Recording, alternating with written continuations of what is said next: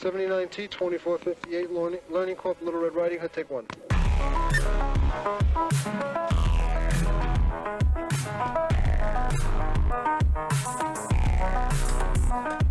40 years of my life is in the wire that's gone. Does that make sense? Where they say there are Indian people pooping on our beach.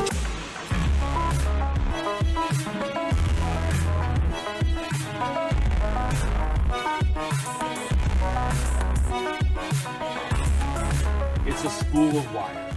40 years of my life is in the wire that's gone. I think we're on. Hey, fellas. It's so good to see you. Let me get the chat in here. I missed you guys. There she is. Already starting off hard with the super chats. Look at you guys go. Aw. All right, let's get started on that one. I've switched over to tea today. We're still doing the old we're still doing the red morning mugs. Which, by the way, if you're curious about those, I actually do offer those. They're store.ryanstone.com. And if you use promotion code promotion, you get them like at cost. So, yeah, we'll make Teespring into millionaires, but me, I won't see a dime. I just like spreading the love. Sage D. $4.99 super chat. 1 cent short of a heartfelt. Got both hardcover and paperback versions of Softbone, and they both look awesome. Gonna read the hardcover first. Yeah. So the main Softbone book, if you guys don't know, yeah, that sucked, is you got like the pulpy VHS tape cover. And then the hardcover is a more like what did Nick called it? He had a name for it. Anyways, whatever. I'm having a brain fart today with the terminology, but that's fine. I can't get these things to balance. For the love of Christ. You know what? You guys know what the book is. We'll just stick the hardcover and call it a day. You guys know the dog walker exists. There she goes. Drop her down just a little bit here. Got to keep the visibility up because... Interesting thing. I didn't know this. We're almost at the end of the month. So the first month of Softbone is about finished. And Dog Walker came out February. Oh, no, December or January. Or no, it came out Valentine's. Yeah. Technically, it looks like guys are more interested in slice of life contemporary fiction than they are in science fiction. Who knew? Or at least the audience here is, but that's great. Anyways, thank you very much, Siege D, for the 1 cent short of a heartfelt cover and paperback versions. I will admit, so like I had to read the paperback as like a final read through, and I started doing the hardcover a bit too, and it is a different reading experience. You'll notice that. It's designed for paperback, but I think you'll get an interesting one. Like I'd be curious as to if it's just me or if you see it too. Anyways, Null with €10 super chat. Ryan, back from vacation, I've missed you. I have missed you too, sir. Mr. Strange European man that I don't know but kind of do. Mr. Parasocial, how are you? I'm fine. I'm tired. But everybody's tired. It's summer, though. It's like Toronto's got that hot, sweltering summer. If you guys don't know the way it works here, because the Great Lakes, which, if you've never seen them, are really huge. Like, I'm from British Columbia and Alberta, where they have, like, thousands of lakes. But when you think lake, you think, oh, I can swim to the other side. When you see these, it's closer to the experience of seeing the ocean. I barely looking through new science fiction. It's such a corpse. Maybe that's it. It's the fact that it's such like a dying genre. At least the new stuff that people, like you have to get through that barrier. It's the same as, I was talking with Lou Perez. He's a comedian on Substack. I don't know when the episode's coming out. You guys should check it out. And he was talking about the new Naked Gun. He's like, are you going to watch it? And I'm going, no. Like, I've been burned too much. I don't watch new movies anymore. And he goes, yeah, it kind of sucks. Because it turns out he has some friends that were screenwriters for it. And they wanted him to watch, like, a preview before they put it out thing. And he goes, it puts him in this weird position. Because he kind of agrees with me. Most of this new slop they're putting out is really not good. And he goes, yes, but they're my friends. So if I go to watch it and it sucks... how do I deal with that? And I was thinking about that, and I realized, like, if you have a bunch of friends that did something you don't like, I think the driver diner dash, you know that guy, Guy Fieri? Do what he does. Do what he does. When it comes to reviews, if he likes something, so, oh, this is great. And if he doesn't like something, he just describes what it is. Oh, that's a lot of flavor. And I'm like, I think that's the way to go. Having said that, with no related anything, Jack Napier just came out with his book on women. I have the paperback. I don't have it in this room, so I don't have it to show off to you guys now, but you guys know what the cover looks like. It's a very nice looking cover. Book inside. It's interesting. It's it's good. It's most guys' first books have like an auto fiction kind of semi memoir quality to them. I don't get the impression that Jack does. I haven't finished it yet. But his is more almost like the collection of essays, the short story anthology, which some people do as their first book. Anyways, it's a nice read. It's got the same vibe as Rich Cooper's book. The content's, like, I would definitely put Jack's content above it. Rich's content is more, it's closer to the autofiction thing, like an autobiography, memoirish. Jack's is more on like I don't want to call it preachy because that's negative, and I don't think that's the accurate word, but it is definitely more, it's less telling you a story and more telling you information in short story formats. But it's good. Like I said, it's one of those books you can sit down, you can enjoy, you can leave it on your coffee table, because at the very least, even if you find some woman that hates the red pill and all this shit, is like, they like the cover. Some people suggest I should have done a cover like that for mine. Well, my girl was suggesting that. It's maybe. And then she's telling me I should do another like start doing smut with like the corporate Memphis covers. See how that works. So we'll see. Softbone 2 might be put on hold. First Family of Sidonia might be put on hold, and Praxeology 4 might be put on hold for the adventures of Rex's dick. Anyway, so that's how I'm doing. This one, I'm not prepared at all before, by the way. It's all going to be Bantz. We're going to take the piss with the red pill. Rule 0 coming up next. I'm actually going to this one. It's going to be the why the guys left the red pill. Now, there's 2 ways that episode can go, and I don't know yet. I don't know what Nuke has planned. But the first way is the purple pill debate, ex-red pill, punching Morpheus subreddit type guys. It's the guys that, I could call them male feminists, but I don't know if that's a fair assessment either. But they just outright reject it because it treats women bad, and no. At that point, it's like pure sexual strategy. I have nothing to offer women but my undying loyalty, to which, again, we have an essay for that one. It was your devotion is meaningless. I want to say that was Archwinger too, but it might have been Whisper. But I'd have to go look. If only I had a magic box with a connection to all the world's information, I could find out in front of you. But we're chatting right now. That can wait.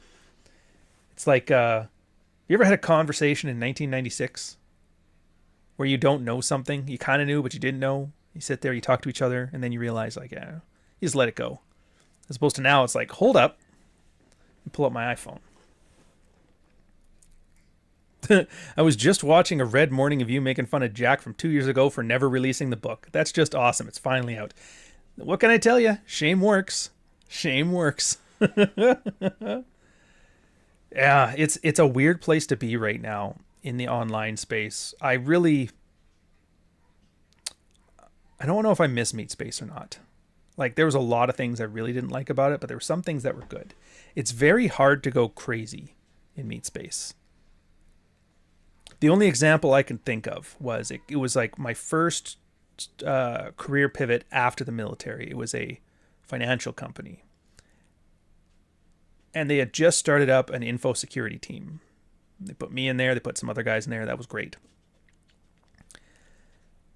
And the one executive assistant to the CIO started going crazy once. Like, everybody always, like, she was like a Ukrainian or Polish woman, something like that. Very mouthy, very belligerent. She was like in her 40s, but she was still living the Sex and the City lifestyle. Huge guns. Can't remember her name right now. Started with a D. If anybody remembers any Slavic name that starts with D, throw it in there. I'll let you know if that's the one. But one day she kind of went crazy, like, I am owed this and I am owed that, and they just let her go. And so that's the one thing that's nice about Meat Space is if you go crazy, they just give you your walking papers. Unfortunately, online, we can't get that. There's no walking papers for online. There's no walking papers for podcasts. There's no walking papers for authors. No, it's definitely Slavic sounding. Diana is not Slavic. That's a British name. Look at that. Danny Trejo or Johnny Trejo. Good morning, couch. Almost wrist red morning. Glad I'm here. I'm glad you're here too. The only Slavic name I know, Fatal. I was worried about that one too. Like the fact that Jake's name is Longhouse, as in like the Chinese Long, which was funny because it was the last name of a friend of mine in college. Long Vinh Phu was something like Tiger. He was a half Vietnamese, half Chinese guy. I'm like, I'll use Long like that, and then House as in like Haus, the way the Germans did. Some like Chinese-German mishmash name, but Longhouse. Everybody gets it. And then the femme fatale is named Fatale. And I was like, is it on the nose? Yes. Will people be bothered by how like on the nose it is? Probably not. I distract you with some laser guns, so it's all good. Yeah, but you can't do that. Like, Anthony Johnson is still out there rocking content. I see every now and then you'll see these guys on Substack, and it's like, what the fuck are you doing here? You can't write. You don't have anything to say. You were stealing Rolo's content. Now you hate him, so you're in a box right now. There's been a whole bunch of guys I've seen over the years, and you guys probably won't remember all these names. Obviously, there's Anthony Johnson, which if you don't know him, he was the guy from the convention that shall not be named. Where is that stupid thing? I got a promo of it. Boom, what's up fam? Got some big news to share that unfortunately is not so good, so I'm gonna jump right into it. You're gonna watch this video and you're gonna cry. At least we can laugh at your eyes as you cry looking in the corner like a little girl in the fetal position. It's not Daria. Well, it's closer. It's Danuta. That was the one. Danuta. Fuck, that was close. Thank you, L as in the. Yeah, anyway, so he's on the Substack, and I was just like, you know what? I'm not dealing with this at all. I didn't read it. I don't care. It's one of those things. Yeah, it would have been very easy to read it and dunk on it and have a lot of big fun laughs, but do I really need another George Bruno stalker from 2017? I need a higher class of hater, so I'm just like, yeah, just block, move on. As far as he's concerned, I don't exist, and I'm happy with it that way because no good comes of it. And then Normie McDonald, which you guys haven't seen this one either. This is another, there's like, it's not even that they're people, they're archetypes. This one is the archetype of the wife guy. You know, hey guys, why aren't you rubbing your wife's feet during the day, all day? Talk about rubbing his wife's feet like it was Mecca praying 5 times to Allah. Anyways, he had this big long diatribe with me in private, but I'm here to help men and do this, and like my instant red flag comes up. As soon as somebody starts saying they're here to help men, I'm like, clearly he's got a skeleton in his closet, at least one. Maybe sucks dick and pretends to be a wife guy. Maybe has a beard. I don't know. All I know is like give it a month and some shit's gonna pop off. And sure enough, shit popped off. They found out he was a giant clinger to Radfem Hitler, some random online rabid feminist. And it's like, hey, why are you spending all this time with this chick here? And if you've seen photos of her, she's a bit of a psychopath, not the best looking girl. And it's like, don't you have a wife and kid at home? Why are you fucking around with these chicks? Simp prophet, indeed. I prefer Norm Cruise to Normie McDonald. It's not the real Norm Cruise. It's actually a parody account. The joke on there's a bunch of inside jokes in this. Norm Cruise took like his thing. He's like half Norm McDonald and half Tom Cruise, which if you look at older Tom Cruise, kind of looks like a younger Norm McDonald. And he put them together and he just does this thing. They banned him for a while there for impersonation. He's like, yeah, I had to put up on a parody account. I'm not the actual Norm Cruise. Exactly. Tag still in the name. He's funny enough. Like he's a bit of an autist, but there's a bunch of these guys. They're everywhere. And it makes me remember that, yeah, they're everywhere here. Something in my throat. But they're everywhere outside here too. Like in your life, you have one. You have an uncle. You have a step brother. You have a something. Free gender. Uh-oh. Okay, free gender. We're going to it. You son of a bitch. We made it a whole 14 minutes and 45 seconds this time. You son of a bitch. So the meme, they're very good. This is really, they've taken it True Alpha. Named Ryan Stone. It says, ask Murphy about the article he wrote, cuckolding his wife. Clear up the cuck article. Clear up the cuck article. Why are you doing this to me? Why are you doing this to me? Why are you doing this to me? If I wasn't prepared to literally impoverish his entire bloodline. I am now concerned for my career. And I'm still recommending clear up the cuck article. You know what? Fuck you for bringing this up. Yeah. Fuck you. Heartfelt. I'm not going to have those guys back on my channel again. Absolutely not. Just use a little bit of fucking common sense. It is just... That's great. That's you should. Fuck you. Sorry, apologies. Just keep going, dude. One foot in front of the other. Before you know it, this will all be in the rearview mirror. Fuck you. So Free Gender's like, please read in chat if it made it into chat. It didn't make it into chat, whatever it is. So if you got a link or a URL in it, try taking that out. For some reason, it doesn't let me. Or wait, you know what I can do? Maybe... There was a thing here we used to be able to add people as an approved commenter or whatever. It looks like that doesn't matter. Oh, wait. It says I can turn on the moderation activity. Do me a favor. Send it again. If it ends up in a mod queue, I might be able to see it. And then I can just add it. But yes, thank you for the $5 super chat. And I'll check it out. So show me. Anyways, where we're going with this one. Oh, yeah, the simpy tea people. It's just... I mean, it's life. It's very hard. You spend your whole life from high school. Like, high school is probably the first and only time you're exposed to, like, a slice of humanity. I would argue the military is another one, where you're put with all kinds of people that you would never interact with normally. Unless it's a zoo.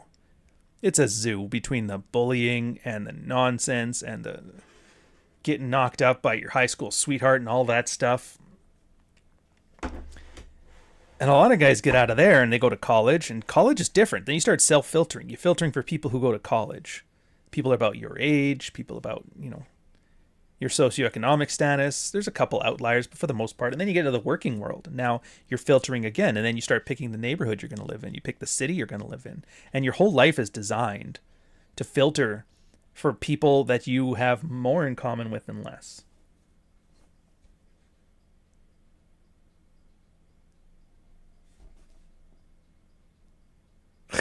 All right, Free Gender. Are you? Is that the Rocks line? Is that you, or is that a fake Free Gender? What an odd super chat. All due respect, I'm not going to read it. Yeah, I told you didn't want to read it. Yeah, I'm not reading that one. No offense, but thank you for the super chat. Yeah, so you filter them out all your life, and the internet has offered a backdoor for everybody to come back. So where you would have normally, and you see it works everywhere. Like you get the progressive Redditor type guys, fucking governor. You get those type of guys. You know, the ones that they left their small town in the flyover states, and they hate Republicans and they hate their dad, and they like calling somebody a redneck or a hick or a racist the worst thing you could make them. They've filtered their entire life to get to that San Francisco level of like, this is my people. Now you're back on the internet and they see somebody saying some like race realist shit and they lose their fucking minds.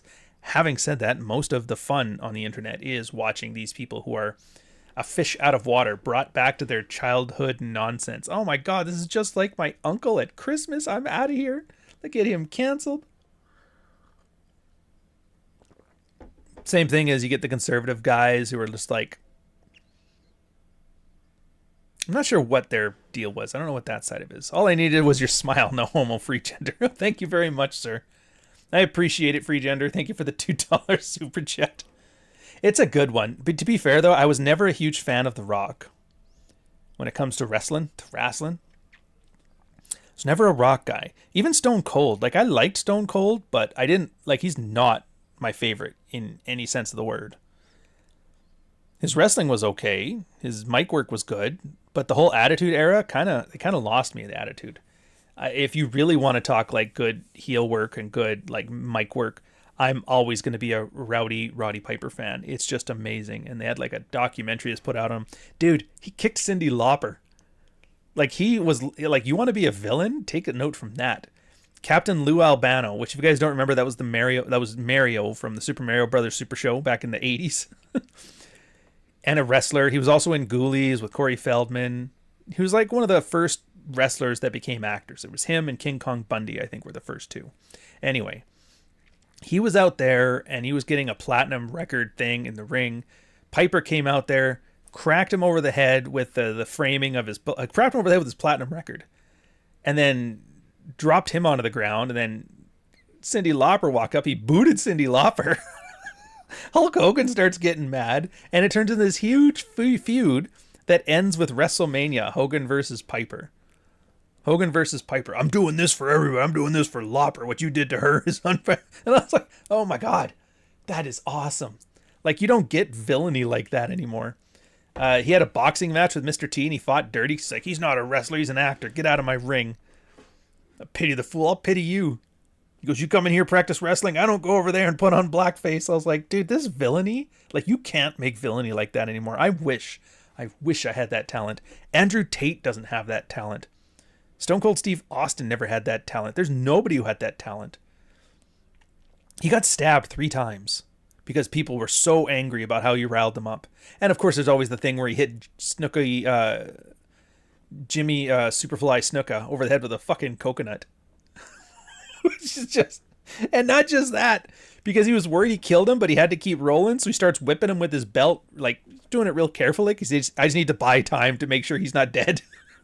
And then when he came to, he ran into his dressing room. He's like, I thought Snuka was going to kill me. Because it turns out coconut. Have you ever picked up a coconut? You know how hard they are? You have to whack it with a hammer a couple times just to get it open. Imagine somebody cracking it over your head. And they didn't like jury rig the coconut beforehand. It was a straight up just coconut from the grocery store and just crack. He did do half blackface with Bad News Brown. But you see what I mean? It's like, he was really good at getting under people's skin from the wrestling thing. And it didn't matter. It could have been Andre the Giant or whatever. And it was just, but it was so magical because like you couldn't hate him. You hated him, but he was just so goddamn good with it. Which is why I'd argue They Live is probably like the best wrestler movie of all time. I don't want to hear anything about that stupid skyscraper movie. I don't want to hear The Rock as a CIA agent with Kevin Hart. I don't want to hear none of that. They Live is still the best because Piper was just knocked it out of the park. I don't want to hear Thunder in Paradise. Look, I liked Thunder in Paradise 1, 2, and 3 as much as the next guy.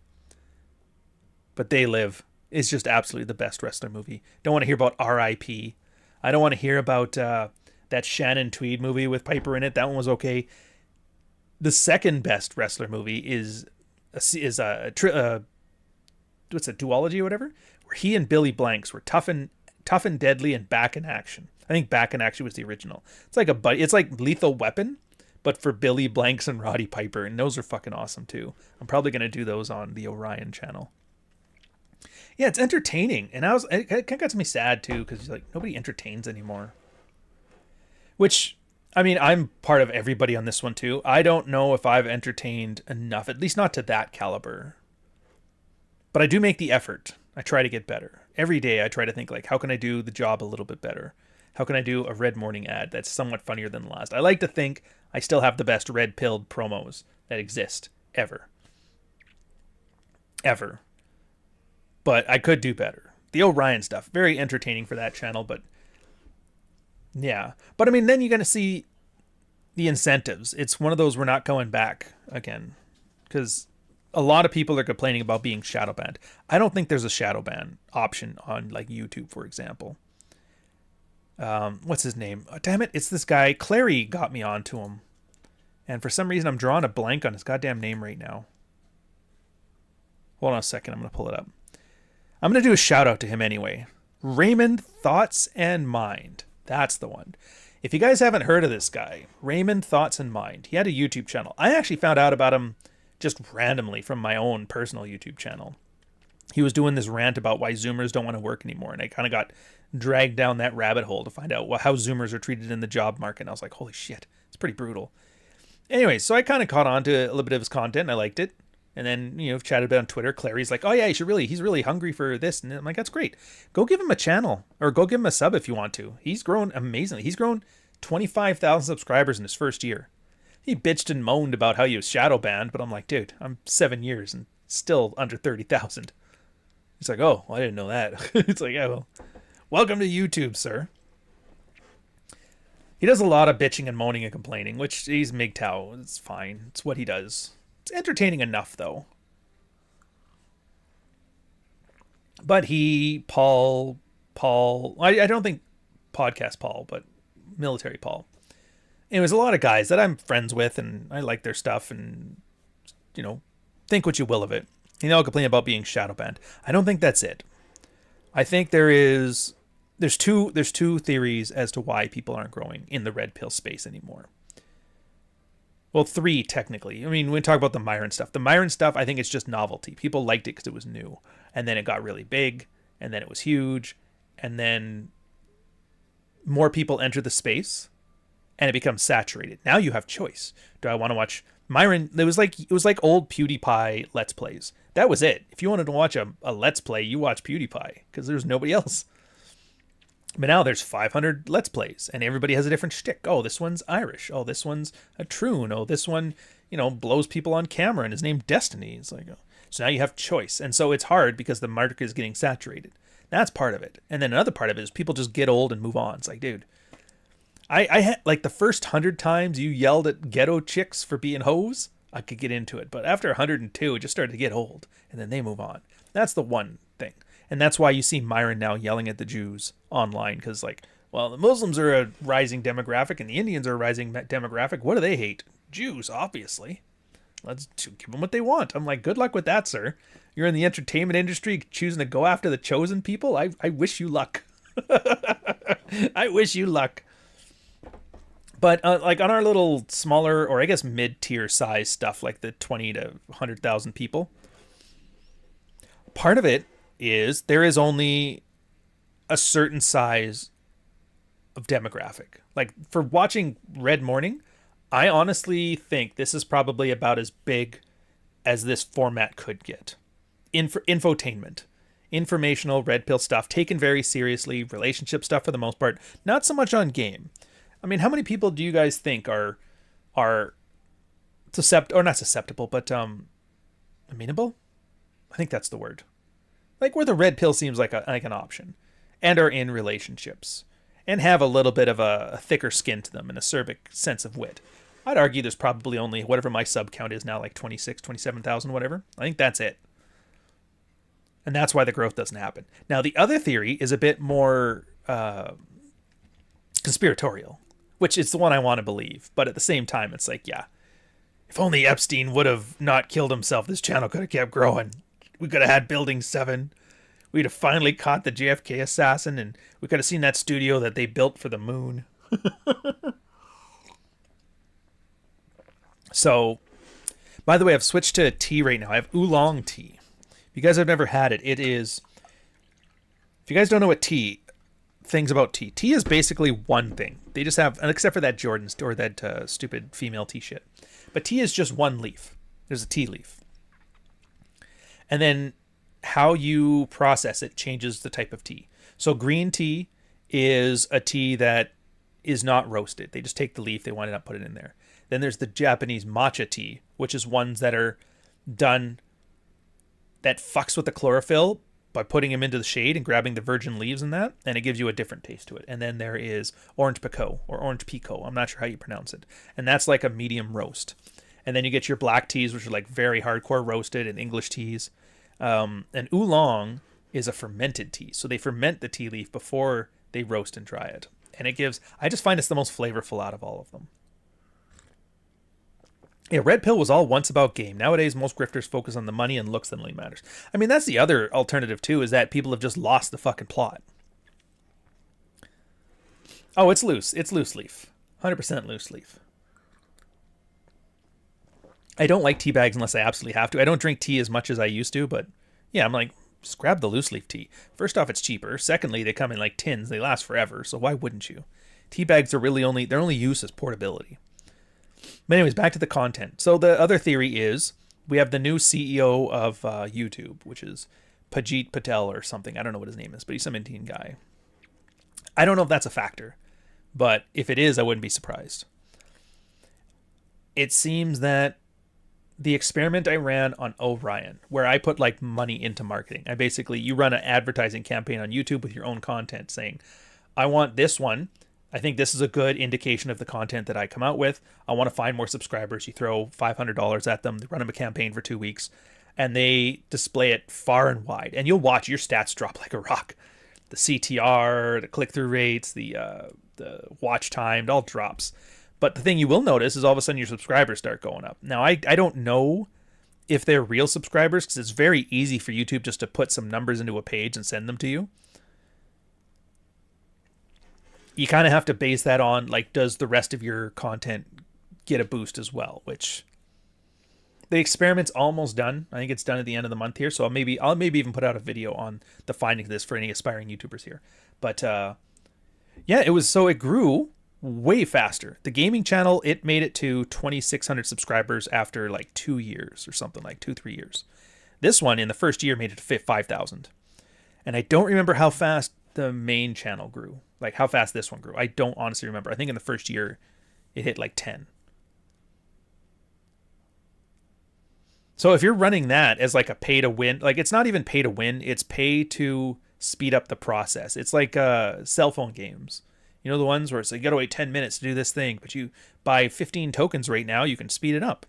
I honestly have a feeling it is like that. I have no doubt. And it's that whole, there's this process called Enshitification. I love how I've watched my stories on Substack, by the way. I put these up on Substack and it does and here it does the transcripts. And I'm like, dude, this sounds like the raving, rambling psychopathy here, because he's just off on tangent after tangent that eventually lead back in. Anyways,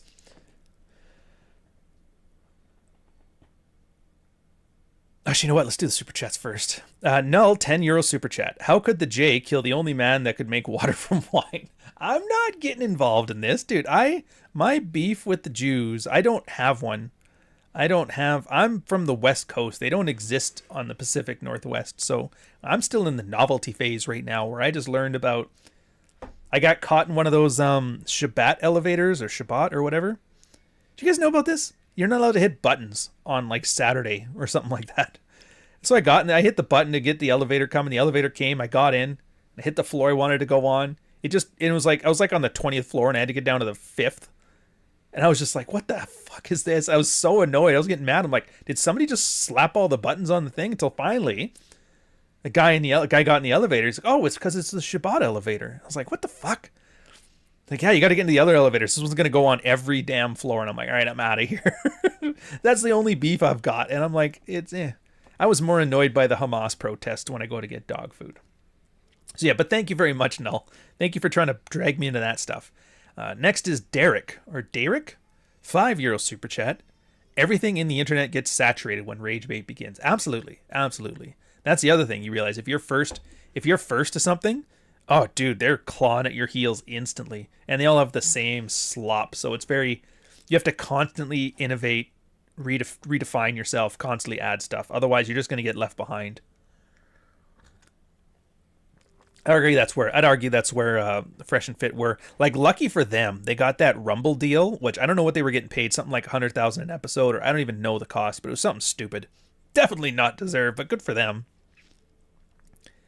So now they were doing that, they had a bit of a buffer. It's the same as Jordan Peterson when he got that Daily Wire money.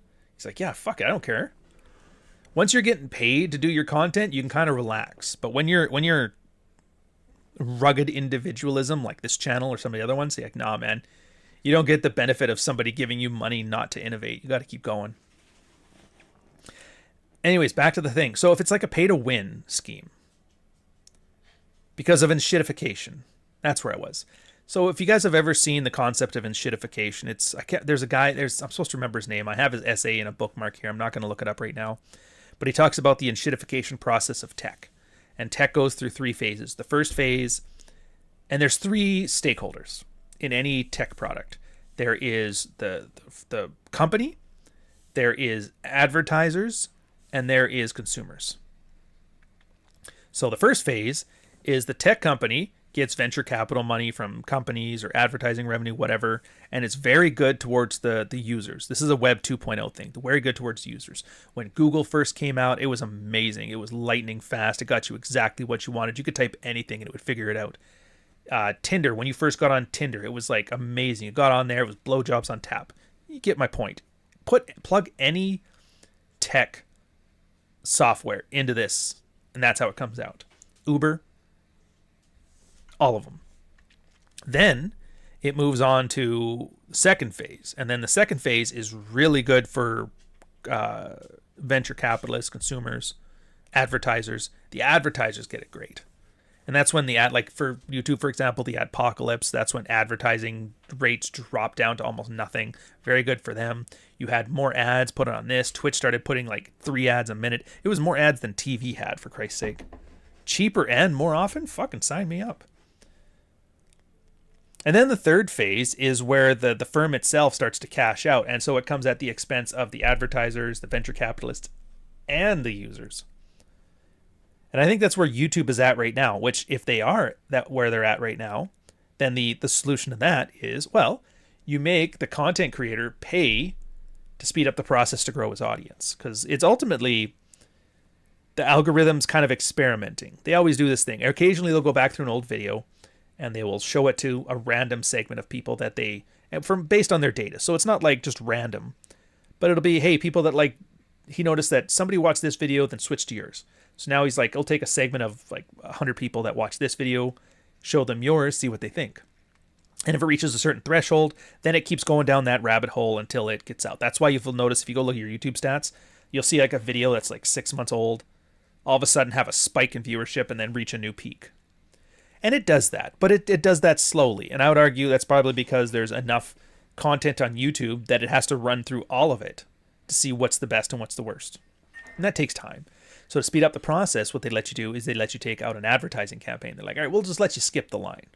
Here you go, and we'll do it again. So it's weird in that it's pay to play, but it's also in that if your content is garbage, you can throw money at it all day. It's not going to make it good.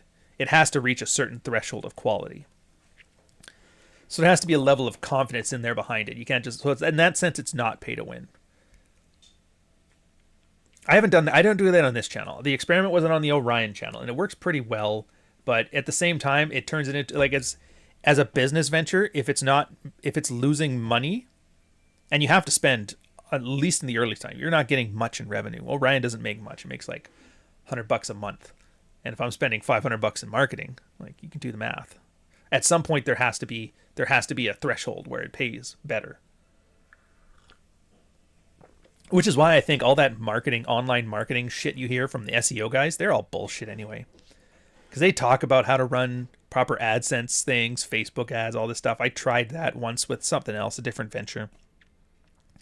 And the idea is you get it to, if you're making $100 on something, you want to be able to spend $99.99 on marketing. Like you keep spending more on marketing until it becomes less, and that like that paradigm does not work. Now, what does this have to do with the red pill? Makes you think. Out of all the content you're watching, when you see something that just slams out of nowhere, was that viral or was that paid? Makes you wonder. Makes you wonder. Anyways, Null, €10 super chat. Again, thank you very much, sir. Me neither, but ask the man how he done it. Yeah, I'll just go. I wonder, was Lou? It could almost be like a Mel Brooks thing, Null. You know what I mean? You get on there like Blazing Saddle style. So wait, why do you hate Jesus? I don't know why I'm doing the Jiminy Glick impression, but like whatever. It could be funny, but it could be a horrific career ender. I'll see what I can do. All right, I'll see what I can do. I can promise you that I'll see what I can do. Free Gender, $2 super chat. You missed my super chat. Did I miss it? No, I caught it. All I needed was your smile. No homo. I caught that. Oh, here, Rob, dude. By the way, banger of an episode. with your little sit down again. I think Dame, you got to tell him though, man. I was noticing this when he sits there and he's watching chat or whatever. He has a very stern look on his face, and the way his face looks, he reminds me of that George Floyd photo. You know, the one that everybody uses. He has that George Floyd stare about him. I'm like, dude, just like when you're just sitting there doing nothing, you got to come up with like a resting face that doesn't look like George Floyd. Or maybe you do. Maybe you roll with it. Maybe you roll with that, and that's your thing. Every now and then, just randomly speak off in the chat. It's like, oh, I can't breathe. If you guys don't watch, Rob's a fun one.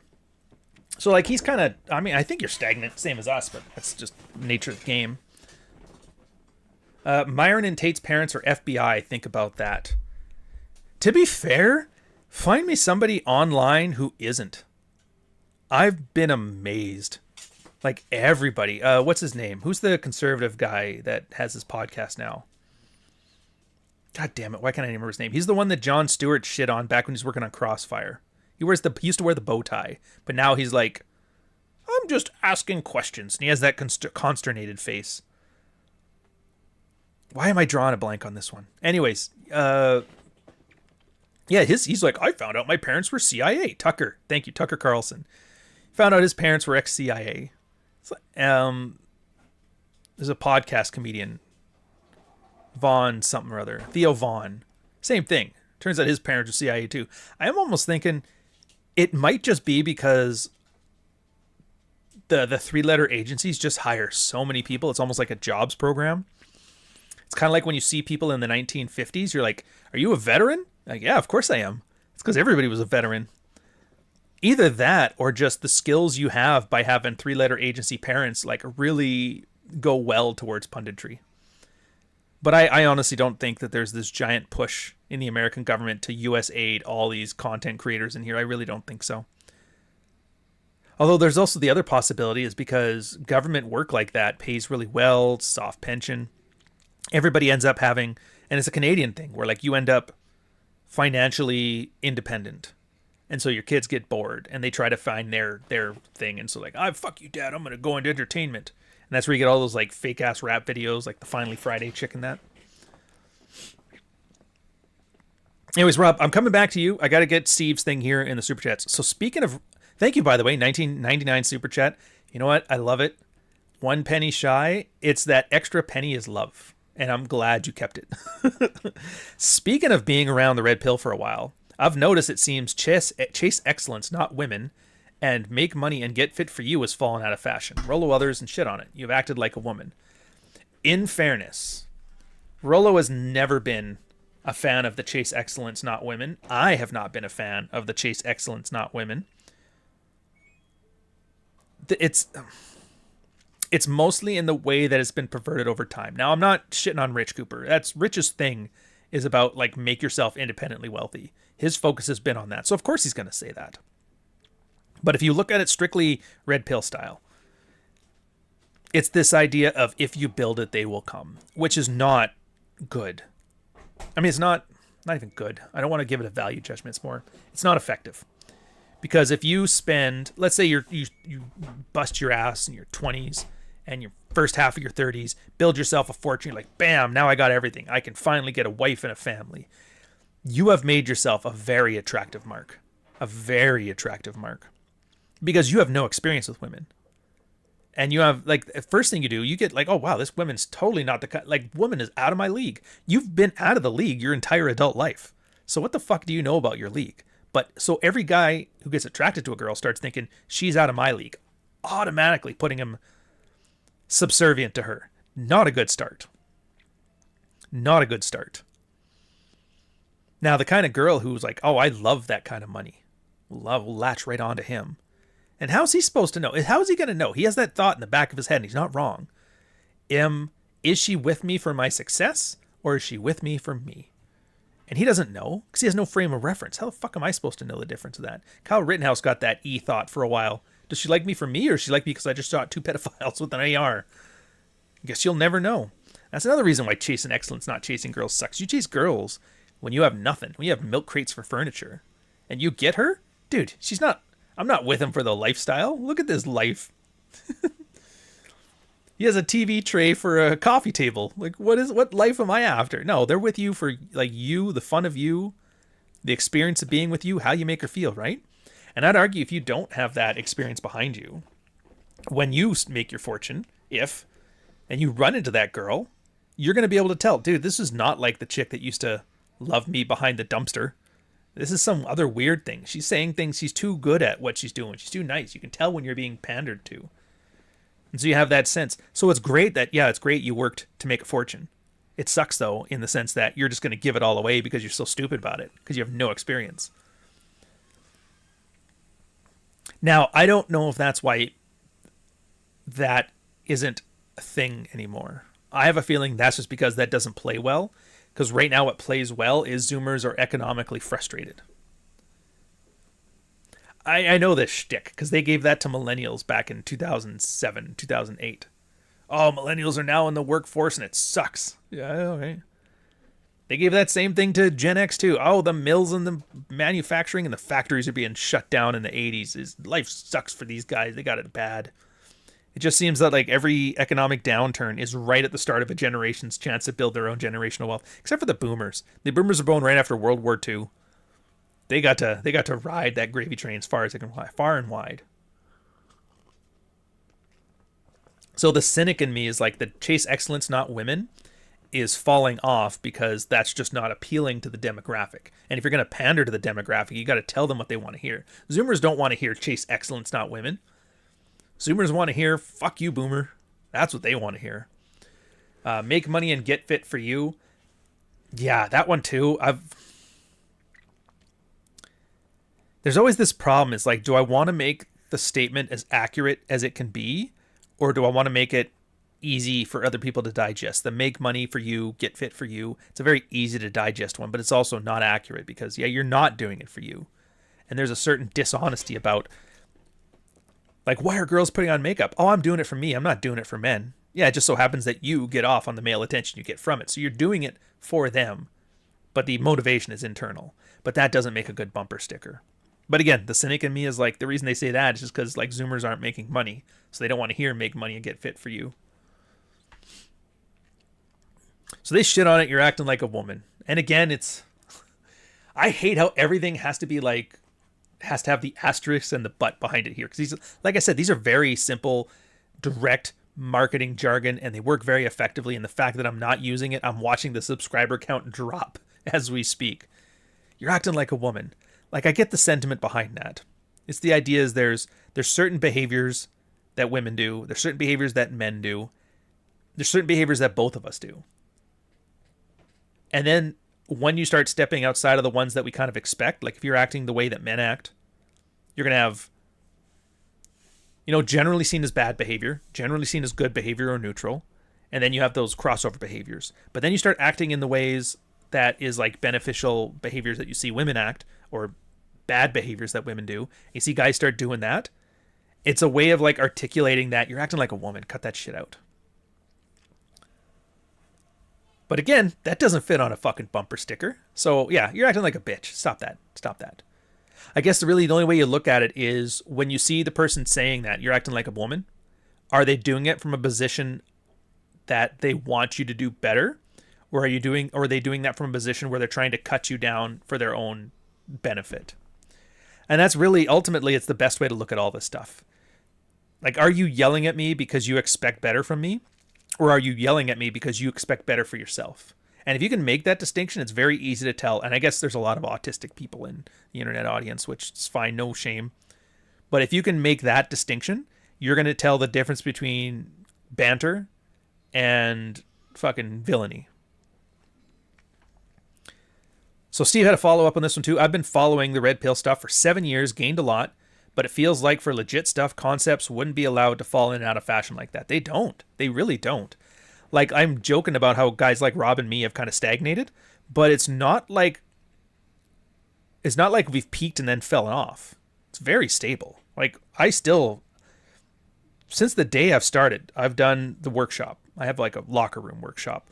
It originally was on its own website with its own thing.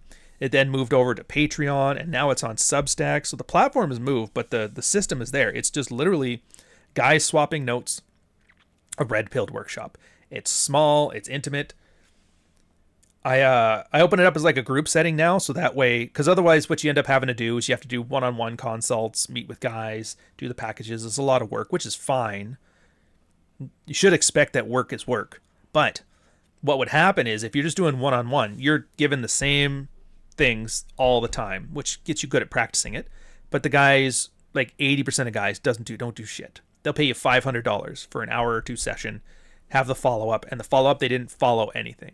It could be a little bit frustrating. And I'm like, And I remember this from like the old Reddit days, is that there's always that one guy in the Own Your Shit thread that just wants to soak up as much attention as he can, and he won't do shit. Half of my case studies that I write on Substack are these kind of guys, these assholes, the ones that just suck the time out.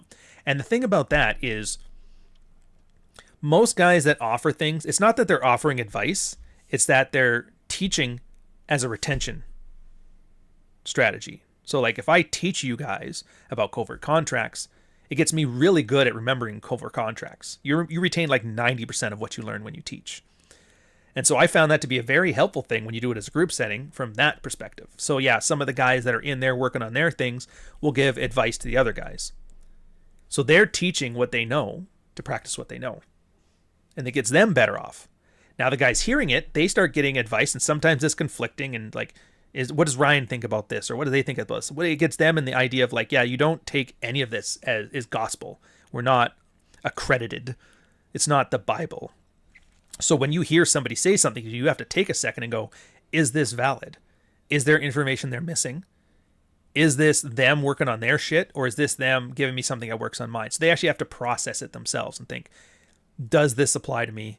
Do they have a point? And if they do have a point, great. Oh, is this something new? I can fix this. If they don't have a point, can you articulate why? It's not just, I don't feel that works. It's like, no, why doesn't that work? Do you not know? And then usually I'll be in at the end and kind of go through this stuff, and you'll see where sticking points are, and you can like, here's like 8 essays from Archwinger, Dr. Warlock, whatever. And they'll show you kind of like how we process through that stuff back in the day. And it's very interesting. We're on like I always refer to them as like graduating classes. I think we're on the 7th now. And you'll recognize it because there's a lot of people you'll see throughout, and they come and they fall and they come and they fall. And there's like enough of the newer guys now still running through the new stuff that I'm almost confident calling it a new class. It's pretty cool. I always like seeing that because it lets me know that it's not parasitic, right? Like you're not just sitting there trying to get, I need you for a lifetime. It's like therapy. I need you to be here and never leave, because then, no. You're supposed to learn. You're supposed to get your shit, and then you're eventually supposed to be able to not need it anymore and move on. Some people stick around because they truly enjoy it, which is fine. I mean, I'm still here, so I can't shit on them.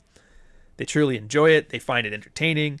They like to just redo what they learned. They gotta, whatever. But yeah, for the most part, you want to see new faces over time. Again, it's hard to grow when you're constantly churning too, so that's another thing you gotta accept. But yeah, Steve, so you're not wrong. The stuff that works is still here. It's just the stuff that works filters itself, like I told you at the very beginning of the episode, where you, after high school, after college, your whole life of success is about filtering people that you have nothing in common with. And so yeah, over the years, the guys who still do shit, filter out the guys who aren't worth shit.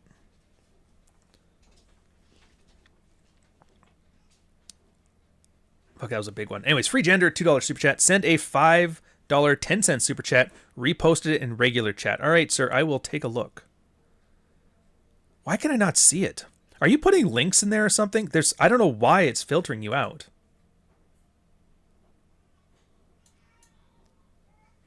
Because, like, I saw the other one, and all the thing it had in it was emojis. And, like, there's no way it should be filtering out emojis. And I don't think, none of the guys who mod on here said they've removed it. So I don't know why the fuck it's not coming up.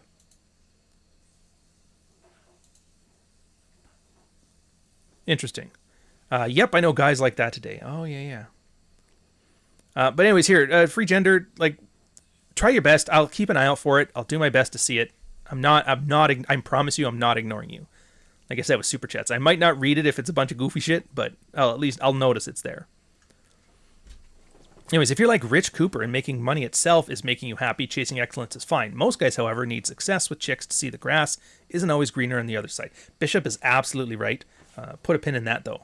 Because Null, 10 euro super chat. Have you seen the Alpha Wes beginning for a blowjob? I think of how lucky I am I found you and Carl. I don't know what that means. What is Alpha Wes? I promised I wasn't going to start typing shit, but I got to know. Alpha Wes musical artist. What the hell is this? Alpha Sakiri Carrera Geni. Album by the House of Matoto. I think this is a Guyanese artist. Have you seen that Alpha West beginning for a blowjob? Was thinking how lucky I found you and Carl. Like, I'm glad, but I'm more confused now than when I started reading that super chat, sir. Oh, here we go. All right, Paul. All right, free gender. I see it. Paul Janka, pickup artist. Paul Janka, wasn't he a musician? Very good looking, very successful.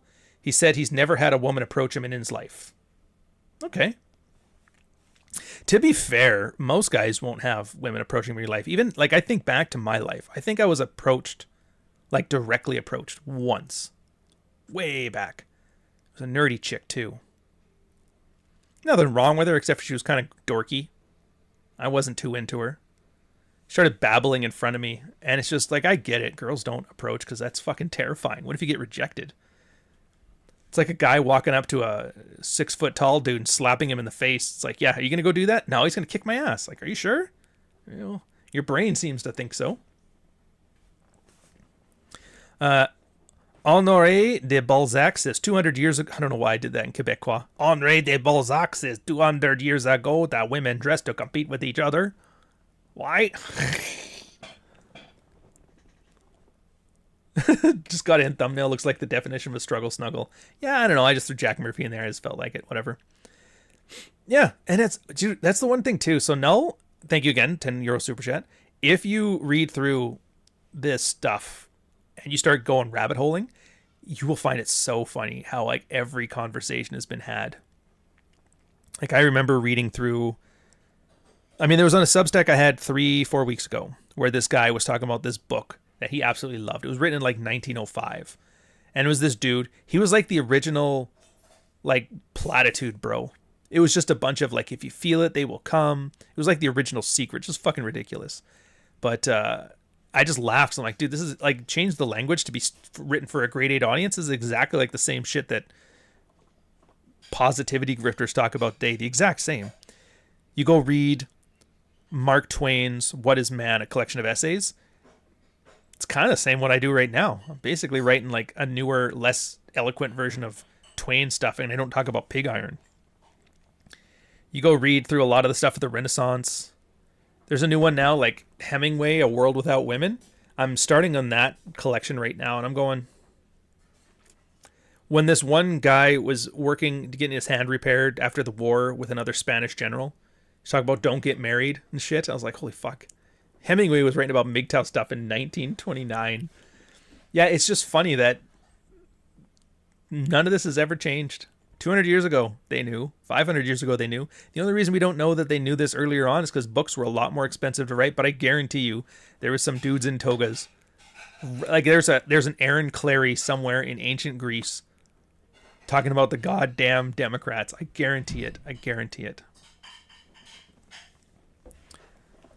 Yeah. Hey, Nuke's here too. I got the thing done already, so we're gonna switch over to Nuke's Rule Zero after this. I'm gonna pop in too. It's been a while. Feels like it's time.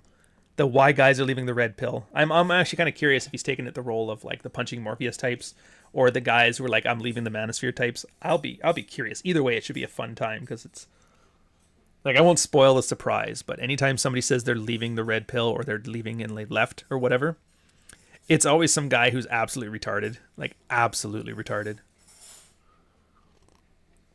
Both of them. And we got Nick in the chat, too. Oh, good, good. If you guys haven't followed Nick and Nuke on Substack, by the way, like, yeah, I get it. Nuke's, he does Dominican stuff, and he works on a sub, and he yells at Sydney Sweeney. If you go to his Substack, it's actually, like, pretty eloquently written. It could be entertaining reads for you guys. Much better than the slop you see on the rest of social media, anyways.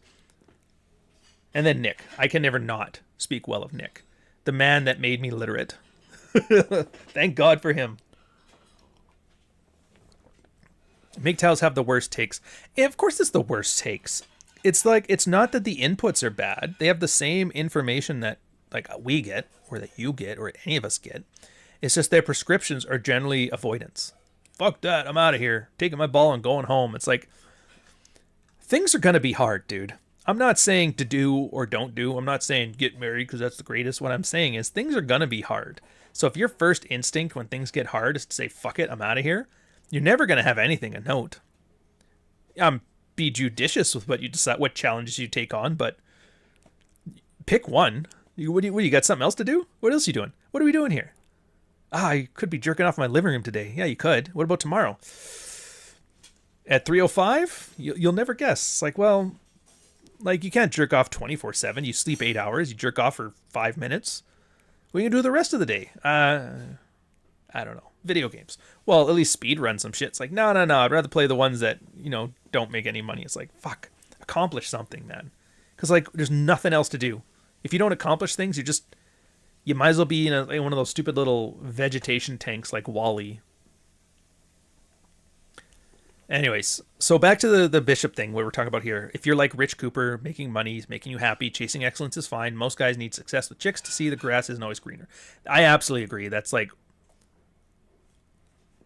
Oh, damn it. All right, hold up a sec. Null just clarified what the fuck he was talking about. It's actually pretty fucking funny. Null, 10 euro super chat. Thank you very much, sir. Wes Watson, a content creator, went to jail, began his single mother for asking his single mother for a blowjob. How do you... Dude, like, I know, like, what's the worst you could do? Say no? I get the meme, but it's like, how do you fuck up, like, a blowjob and end up in jail from it? Like, I'm pretty sure he didn't get arrested because she didn't want to blow him. I'm pretty sure he got arrested because... I have to look it up. I could be wrong, so maybe I'm wrong. But where it's like, she says no to the blowjob, and so he slaps her and the kid or something. Like, going to jail for that, I can see. That's fucking funny. Wes Watson. I might have to look this one up. I might do a whole episode of this if it turns out to be like that interesting with like a little bit of learning in there. Oh, Jesus. Of course he looks exactly the way you thought he was. And they call him an author? An author. The fuck is he, right? California prison system. Oh, he's an ex-con. Oh, an ex-con in California. You know how hard it is to become a felon in California? People also search for Andrew Tate, Rich Piana, and Eric Ugh. My God, guys. Look, if you're going to use TRT and get plastic surgery, pick one. Don't do both. They got that, like, pumpkin head thing. They all look like Carrot Top, by the way. That's funny. All right, I'll do a deep dive offline on this one if it's any good. Nuke breaks it down kindergarten style. I like his approach. Yeah, it's one of those... It's interesting. Like, at first, I remember this when Rich first did his book, and I'm kind of referring to Nuke's Substack in the same way Rich's book. When I first read it, it was like a super easy read. It was like eating like rice with butter and salt. It was perfectly easy. You can down it all day. And a lot of people are mad, like, this is like fucking books for babies. And I thought about it and looked at it, and I saw how well it sold, and I was like, is it though? Like, it's really effective at communicating. And ultimately, if you're writing a book that's not, and even if it is fiction, your job is to communicate. So if the audience gets your message, then it's effective. Like, does it have to be eloquent? Does it have to have a thesaurus behind it? Does it have to have cromulent words or whatever? I don't think that's a huge factor. I think that's one of those vanity things. Like, obviously the author, if they want to make something sound all fucking highty-tighty, it's because they want you to, I'm a smart guy. And some people absolutely do write like that. They're not writing to tell you about what it is they're trying to explain. They're writing to you as their personal branding exercise. Like, I am a smart guy. And that's because their profile picture is like a pencil drawing of them in a suit. That's because they use fancy words. They occasionally have like a little Latin phrase. Et tu, Brute? He said to Andrew Tate. You're like, holy fuck, this guy must be smart. Of course, we all know the study that came out where when people try to sound smart by using big words and sound fancy like this, it actually makes them look dumber. People assume they are. So it only really grabs the kind of people who aren't smart but want to be smart. It's spinners on your rims of your car. Wow, this guy's rich. Look at that. He's got spinners on his rims. Jesus. Look at that. He's wearing a gold chain. This guy must be worth a fortune. You know who doesn't think that? People who have money. You know who does think about that? People without money who want money. So what they're doing is they're signaling to, and that's the joke about midwits. They're signaling to midwits, guys who aren't smart but fancy themselves as being smart. So for you guys, we have a plethora of pedantics. So tired of it. Yeah, well, I mean, that's the point. But your point is to actually articulate information. And so the language is simple, the message is direct, and the person can understand it. So I didn't agree with that. When I read Rich's thing, I was like, dude, I read it in an afternoon. That's great. You know how hard it is to have, like, be able to put down 60,000 words and get somebody to read through it in an afternoon? Like, that means he's doing his job well. So I don't think that's a negative at all. In fact, if anything, I think it's a positive. And I guess that's my inner Twain coming out, where he's like, why use a $5 word when a 50-cent one will do? Yeah, and that's the other thing, too, from his perspective. The better you can understand something, the more simply you can explain it. I mean, it's more than that, too. Sometimes it's the symbolisms or the metaphors you choose to use or the language you pick. Like, how you word things kind of tells you more about who you are. So there's ways to word things if you're talking to somebody who's worked in a machine shop his whole life versus somebody who's been a PhD in AI tech his whole life.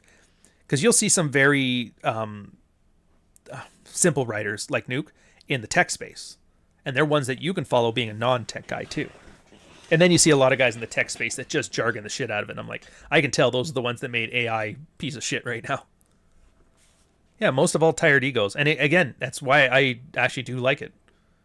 I don't read it as much as I should because it's one of those things, like any red pill guy will tell you. Rob will tell you. Nuke will tell you. Nick will tell you. Whatever. It's like, yeah, I've written this stuff for years. I don't want to go reading it too. Like, I have no doubts that none of the red pill guys that we like collab with have read Frame and Dread. It's fine. I haven't read a lot of their red pill stuff either because I already know it. Like, I'll sometimes read one if it's interesting or I want to see how they've written it, but I don't read it because I want the information because I'm not the target audience, which is fine. If anything, that kind of makes it work better, though, in that we aren't polluting each other's material, because that prevents us from having a homogeneity. We don't blend together. See what I mean about the simple words? We blend together and become the same thing from 5 different voices. I just find that's negative. So yeah. Yeah. But then you got to think, like, who are you writing for, too? Am I writing for wonks? Am I writing for a red-pilled wonk? And for a lot of my stuff, I kind of am. Which would also explain the stagnation of growth, because once people get to a certain level. But then it's like, those guys are here for a specific type of content. They're here because I know all the jargon, I know all this stuff. I just want to get in-depth into something, which is fine. But then you're like, what about the people who have never gotten into anything? How would you write it for somebody who doesn't know fucking anything about this space? And that's a different style of writing, too. Nuke is good at that. Probably why Nuke is growing right now and I'm not. I guess I could go that route, but then you always have the thing. Do you want to, I can't think of a better word, but like betray your audience by not giving them what they want in order to grow a new audience? And God knows from Disney, Star Wars, we've learned maybe, but maybe not. So yeah. Why use a $50 Canadian word when you use a $5 Canadian shekel word? Dude, it's so bad right now. You guys are going to get me on a rant, but it just fucking pisses me off so bad, is that our household is like a top earning household. I'm not trying to brag, but here's the point I'm making. A lot of my friends earning, like, both the wife and the husband, 6-figure salaries. Sometimes even higher 6-figure salaries. But what everybody is noticing is that, yeah, we're just keeping ahead of inflation and policy changes and stuff like that. So you're basically having to work harder than everybody else just to stay where you are. And then we all kind of have that moment where we look back, it's like, dude, because you know a lot of people that aren't the best at their job, they don't work hard or whatever. What the fuck is happening to these people? And they're just fucking falling behind. There are immigrants telling other... Dude, it is so bad right now. Like, the immigrants telling immigrants... It is true that every Indian that moved to Canada in the 80s and 90s are fucking livid. They have the most anti-Indian content on it. Like, I didn't move halfway across the world, raise my children to become a doctor, just to have you come in and kill a family with your fucking semi-truck, you son of a bitch. And they're using slurs that I've never even heard of. They're like Punjabi slurs. I'm like, Jesus... There's like a 3,000-year reason that thing hurts. So yeah, generally if you want to find like the anti-immigrant content, you go look to the immigrant, the second-gen immigrant people. So funny. And yeah, it does. It's fine though, whatever. Thing that makes me laugh about it too is there's this new thing. Chesty was just talking about it. There's a British Jetstream holiday advertisement that uses like the sound for any of the fatigue. They're fucking funny. It's like anytime people are just over it, and every time my girl's on her phone and I can hear that Jetstream holiday thing play out, oh, I don't even know what the context is. I just start laughing. I'm Pavlovian. And then the issue is always, you don't hate them, hate the people that brought them. It's like, I hate them too, but they're not the ones killing families, so I'm going to yell at these ones. It's just the whole thing. It's just inflation. It's just human inflation. And this is not red pill, by the way. I'm going to go on my little conspiracy rant here, but I really do like Dr. Thomas Barnett's speech he gave back in 2003 on the New America Grand Strategy. And he was talking about what globalism is, and he nailed it pretty well. He said globalism is the free flow of 5 different things. It was capital, labor, food, security, and water, I think. Food, capital, energy, security. Yeah. Oh no, food, capital, energy, security, labor. That was the one. The 5 different things. Here, one sec. Go get some treats or something, buddy. The girl's feeding the dogs, and he's just sleeping in here. He loves to sleep by the podcast. He's going to miss out.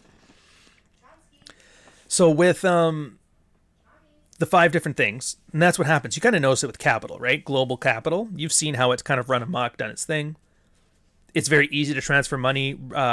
Some of the upsides of that is very easy to invest in things internationally now. The downside of that is, one of the smaller examples is when people, what's the word for it? They send money back to their families when they work. Like you'll work in the States and then send your money back home. That stuff's easier. Remittances. So you got good and got bad from it. And then the free flow of food and water. Because Canada has a lot of water. Ukraine is like the breadbasket of Europe. Fertilizer, which I wouldn't have thought was such a big deal, but it is. There's, it's been a while. I can't remember the terms, but there's like 3 different types of fertilizer raw materials, and the one is like potash, sulfur, or something like that. Anyways, I'd have to go look that up. But the point is, Russia and Canada have like a global monopoly on, I think it's potash. And it's just so funny because of the Russia-Ukraine war. Russia now can't export their potash. And in Canada, because of Trudeau, had our environmental stuff, which killed our mining industry, which means we weren't exporting it, which meant a vital proponent of fertilizer was going down. And you remember when you would see, like in the Dutch, how they were talking about cutting off fertilizer, austerity.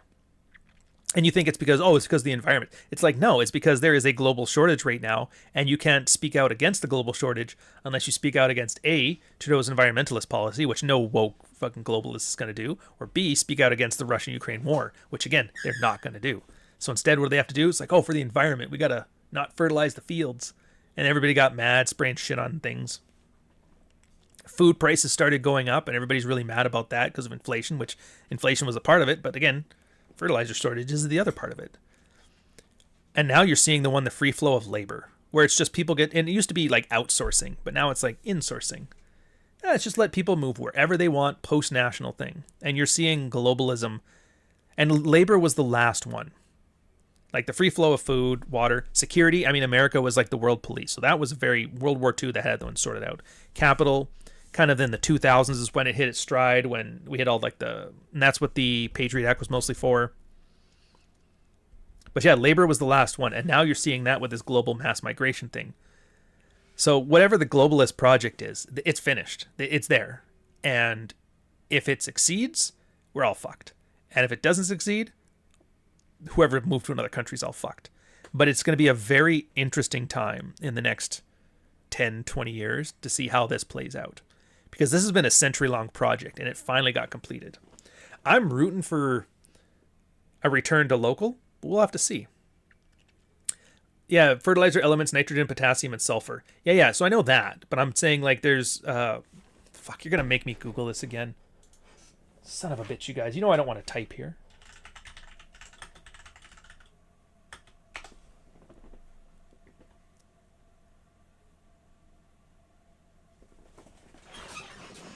Oh, potash is potassium. Okay, yeah. So yeah, Nitrogen, potassium, phosphor. But the raw materials, like there's a different one tied to each one. So potash is the potassium, the way we get potassium. Kind of like you had salt mines for salt.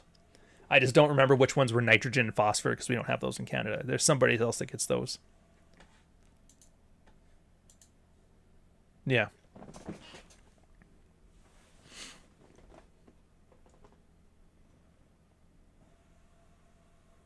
Yeah, I'm not about to go reading all this right now. Anyways, back to the red pill stuff. Let's not put a Debbie Downer on this thing just yet. We're not quite there yet.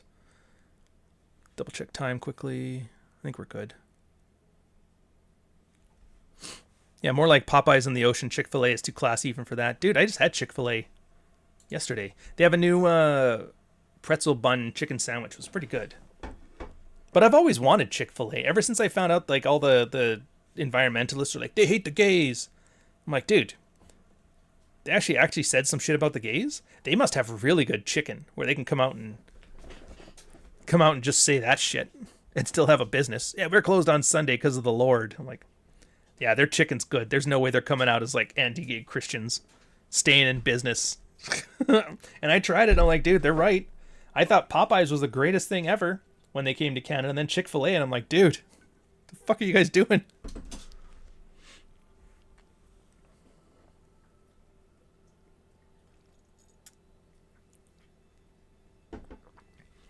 Also, I've seen a lot of younger Canadian immigrants getting furious over the remittance regimes because inflation has killed their ability to pay it, so they want to cut off their relatives. Yeah. Well, and that's like a cultural thing between China and India. The idea is that the firstborn son takes care of his family. They're the retirement plan. And a lot of them are like, yeah, I can't afford this. I can't take care of you. That's why everybody's goofing about like, oh, China's going to cause a world war because of the demographic things. They can't. The kids have to take care of the aging population. So there's not enough fight left in them unless they start doing a Night of the Pillows thing. And the Chinese baby boomers, there's no way in hell. You think the baby boomers here are bad? Wait to see the Chinese ones because they were the boomers and then they had a one-child policy. So like their cutoff is stark. I will admit, though, the Chick-fil-A CEO with that, Adam and Eve, not Adam and Steve, I'd put him up there with the Lululemon guy when he's like, hey, some chicks are just too fat for yoga pants. It's like, oh. How do you not laugh at this stuff where like they accidentally have a moment of honesty? Can't wait to see if like Cracker Barrel's like, you know what? We fired that bitch. We're going back to the old logo. We're going to get some knickknacks on the walls. Don't worry about it. Bud Light starts to double down on getting like real masculine shit. It's like, dude, all flannel all the time. But you see what I mean? Like, it's very easy to outrage bait all this shit. But it's also very easy to take the piss and have a laugh at it. And a lot of guys are like, you can't get... Look how bad things are going. You can't be happy about this. And I'm just like, sure you can. Because I've already done the work. Like, what can you do to manage this? Obviously for Canada, I mean, if you're talking about like an economic policy, make more money, make money in different currencies, make money outside of the Canadian economy is probably very smart, which, you know, we do. At least I do here. As far as housing, it's like, yeah, if you're somewhere good, like hunker down, the market's about to crash. A lot of like things are going to change up. If we start doing some deportations, a lot of housing stock's going to free up. Things become affordable. So there's that. There's also like, you know, expatriate, which, oh God, I can't wait. I cannot wait. So we'll see. That's like a longer term plan though. But then at that point, it's like, yeah, so when you see some crap here, you can just have a laugh at it. I would probably give semi-trucks a wide berth on the highway. I would definitely say that. I'm still amazed. Dude, like, if you haven't seen this story, it was a dude in Florida. So, some Sikh dude. I don't remember much about him. And I might get some details wrong, but the broad strokes are good. He got a visa, flew to Mexico, went from Mexico to the States, got a truck license in California, a fake one, couldn't speak English, didn't know shit, doesn't know how to drive. He drives with like Indian quality standards. And I think it was like Washington also accredited him or something like that. Was on the interstate, not even just the highway, like the freeway. Decided he missed the exit, so he made like a U-turn to get back on it. And because if you guys have ever driven on an American highway, Americans drive well, but like as long as you stay with the flow. Like I still remember that when I was driving through LA on my way to Mexico. It was like a 6-lane highway. And everybody was doing like 110 down, or whatever the American equivalent is down the highway, 110, 120. Bumper to bumper traffic, lightning fast speeds. It was like Autobahn crazy. I was like, man, I would kill for this kind of traffic in Toronto. So it's like you don't have a lot of room to react. So people kind of have to be on their game. And so a giant semi truck coming out of nowhere, you don't have time to react to that. And sure enough, he killed like a family and stuff, then tried to escape. They caught him. Oh, man. And I'm used to like dangerous semis because in BC, logging trucks used to kill a lot of people. But BC was kind of a different thing. It's not that our drivers were bad. It's just that with the logging trucks, a lot of the logs would be sticking out 10, 15 feet from the back of the truck. So anytime they would turn on a highway, it would kick out the side. There's nothing you can do about that. And we didn't have like 6-lane highways in BC. If you walk like the Yellowhead, number 5, it's like 2 lanes. And you're on a mountain road. So it's like the shoulder is just mountain. That's it. So there'd be stretches where you have to go like 20, 30 kilometers and there's no passing lane. And when you hit a passing lane, you got to run. You got to do it. So you kind of got good at understanding the danger ahead of you. But then you get some people who come in who've never been there before. They're riding the ass of a logging truck. But then when the logging truck takes a turn, the log swipes you off the road. So a lot of people would die from that shit. And I can only imagine what it's like if you put some idiot who can't speak English or read road signs on there. Like, Jesus. 70 miles, average highway speed. So I think that's what, like 120, oh no. What is kilometers to miles? 1.6, isn't it? So yeah, it's about 110. So it's the same as in Canada. So in 70, I think is like 110, 120. They were probably doing 140 then. But Ryan, you almost Tim Hortons? I never liked Tim Hortons. I am a horrible Canadian in that the consumer habits I have aren't what make me Canadian. I didn't think mac and craft dinner was the greatest food on earth. I didn't always go to Timmy's for a double-double.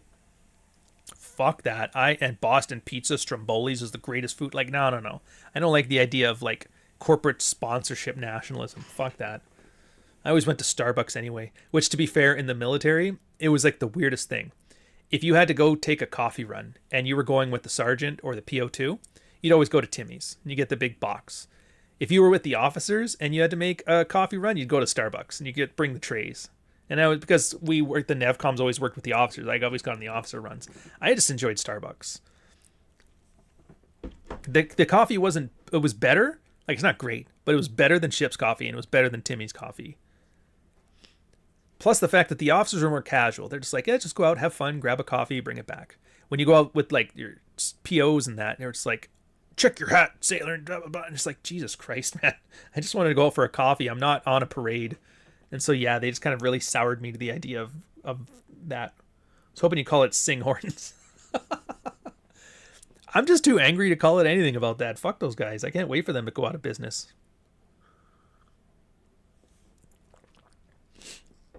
So it does seem like, and then I got to remember too, you got to remember at the end of this, there's still guys in their 20s that just want to get laid out of all this. And it's hard now, dude. That's the worst part. I don't know what kind of new red pill content needs to come out. But there is clearly some, because I've seen it here. If you have like a street festival or a parade or something like that here, some free event, oh, you're being G-ified. It's being flooded. Women don't go out. They don't go out anymore. Because like, I'm tired of being like harassed by Indian men. So they just don't go out. The one thing I have noticed is like one of the newer places that people pick each other up now in Toronto here. It's like fucking running clubs. And they had coffee bars. Like 9 in the morning, there's a DJ play. It's basically a bar, but it's coffee and it's first thing in the morning. This is where they're meeting now. Can't meet at work because, you get fired for that. And you join running clubs. You know why? Because sleazy immigrant men don't jog. You know why you go to coffee bars? Because it's 9 in the morning. Nobody who would fucking harass you is up at that early in the morning. Oh yeah, Nuke, don't... Ryan Long had like the greatest point of this when he was talking about moving to America. I think you guys need to hear this. It's like, you kind of got like rich kid vibes to you. Like, you're just moving. You see your friend in the States. Oh, he's got a trampoline and a pool. I want to come over to his place. And like, yeah, but you don't get it. My dad's a Nazi. And it just summed up the Canadian versus American experience. Wow, you guys have a car and a pool and a trampoline and a Nintendo. Dude, can I come over? It's like, no, man. My dad doesn't understand. He's just a Nazi.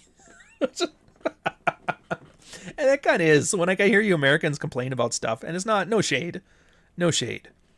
Oh, man, this sucks. Our housing is like $500,000 for a plate. I'm like, dude, I haven't seen that since the 2000s. Must be nice. They moved. And then you guys talk about like your immigration complaints. Like, oh my God, they moved so many people in here. I was like, oh my God. That's not a complete displacement of the population. Yeah, Jeets don't surf, and they sure as heck don't run more than a block. But yeah, I mean, I'd say Nuke doing some stuff like that on his too. Maybe not to the depth that I would want to do, but I mean, I'm not about to go 8 hours of gaming women right now. I'm pretty sure the wifey wouldn't like it, and I'm like, I'm not at that stage right now. So maybe if she dies or divorces, we'll get back there. But until then, I'll leave it to somebody else. I'll just amalgamate all their research into a singular point. But yeah, so I think that's funny because it used to be like alcohol, smoke, cigarettes, and booze were like the ways to get girls.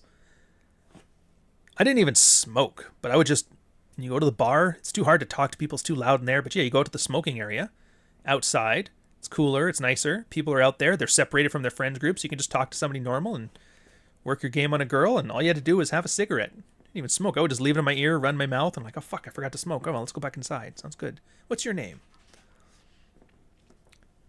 Booze, parties, house parties, bars, all great. That's all gone now. That's all gotten ruined. No do-rags allowed. Didn't stop it. Even Californians are tight about Trump is ruining the country, so they moved to Canada. I will tell you this flat out. Every time I've heard of an America citizen, like, I'm tired of Trump, I'm moving to Canada, and then they come here, give it 6 months. 6 months to you're like, holy shit. You don't know how good you have it until it's gone. And once you come down here, they're like, you get 48% marginal tax rate? What the fuck is this? Oh, there's still more. You still got that 13% GST on everything. I think that's the one thing. If you're ever thinking about moving to Canada because you hate Trump, let me introduce you to the goods and services tax. You're like, what's a GST? Do you buy anything? Yeah. Oh, there's GST on it. Really? Like everything? If you buy a new house, you have to pay GST. 13% on an inflated property market. You want to buy $1 million plot of land in the outskirts of a city and have like a box on there? Wow. Better pay 13% on top. $130,000 on top of that. And that's not including the municipal taxes. That's just the federal. Yeah. So that's our version of the federal sales tax. It was originally a provincial sales tax and a federal sales tax. And they moved them all together into something else called the harmonized sales tax, except for Quebec, which still has their taxe sales provincial or whatever they call it, and their federal one. But yeah, for the most part now it's put together. The federal government gives it, and then they cut a check to the provinces.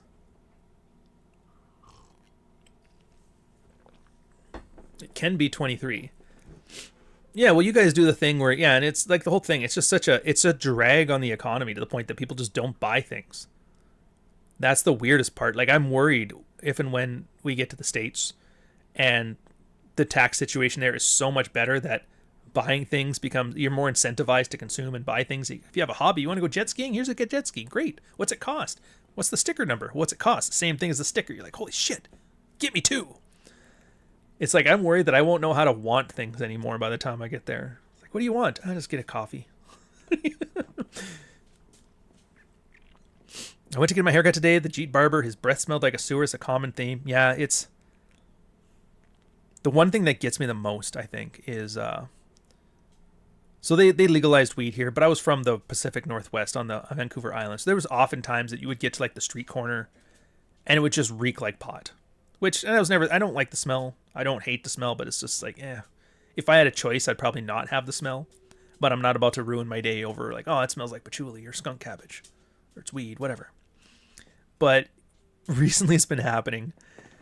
And it's so funny because, like, my girl is a sweetheart. She's not a racist at all. But she notices. And we were, like, on Spadina, which is like a main Canadian boulevard in Toronto. or Blue Jays Way or something like that in their area. Get to the street corner, and it just smells like curry. And I'm like, what the fuck? And I look, is there like, there's no like street vendors or restaurants or anything. It just smells like curry. And then I look at her and I'm like, do you smell that? And she looks at me and she knows exactly where I'm going with this. She's like, oh, yeah, but relax. I'm like, oh. I can't believe it. It's like how many times I've gotten into an elevator and it reeks like curry, or on a street corner outside and it smells like curry. And like, again, it's no hate in my heart on the curry thing, but it's just like, that was something we never had to deal with. And I don't know how to process that. Because I like curry. I haven't eaten it in a while. But I like it as a food. It smells good. It shouldn't be in the air. But is that like the problem I want to... Yeah, it's not the hill I want to die on. I don't know how to process that, though. Like, I don't have an eloquent short story I could put in where it's like the land of curry scents. I don't know, fucking... Yeah, guy I worked with yesterday smelled like rotting cabbage. I'm so done. Yeah, there's a lot of fatigue.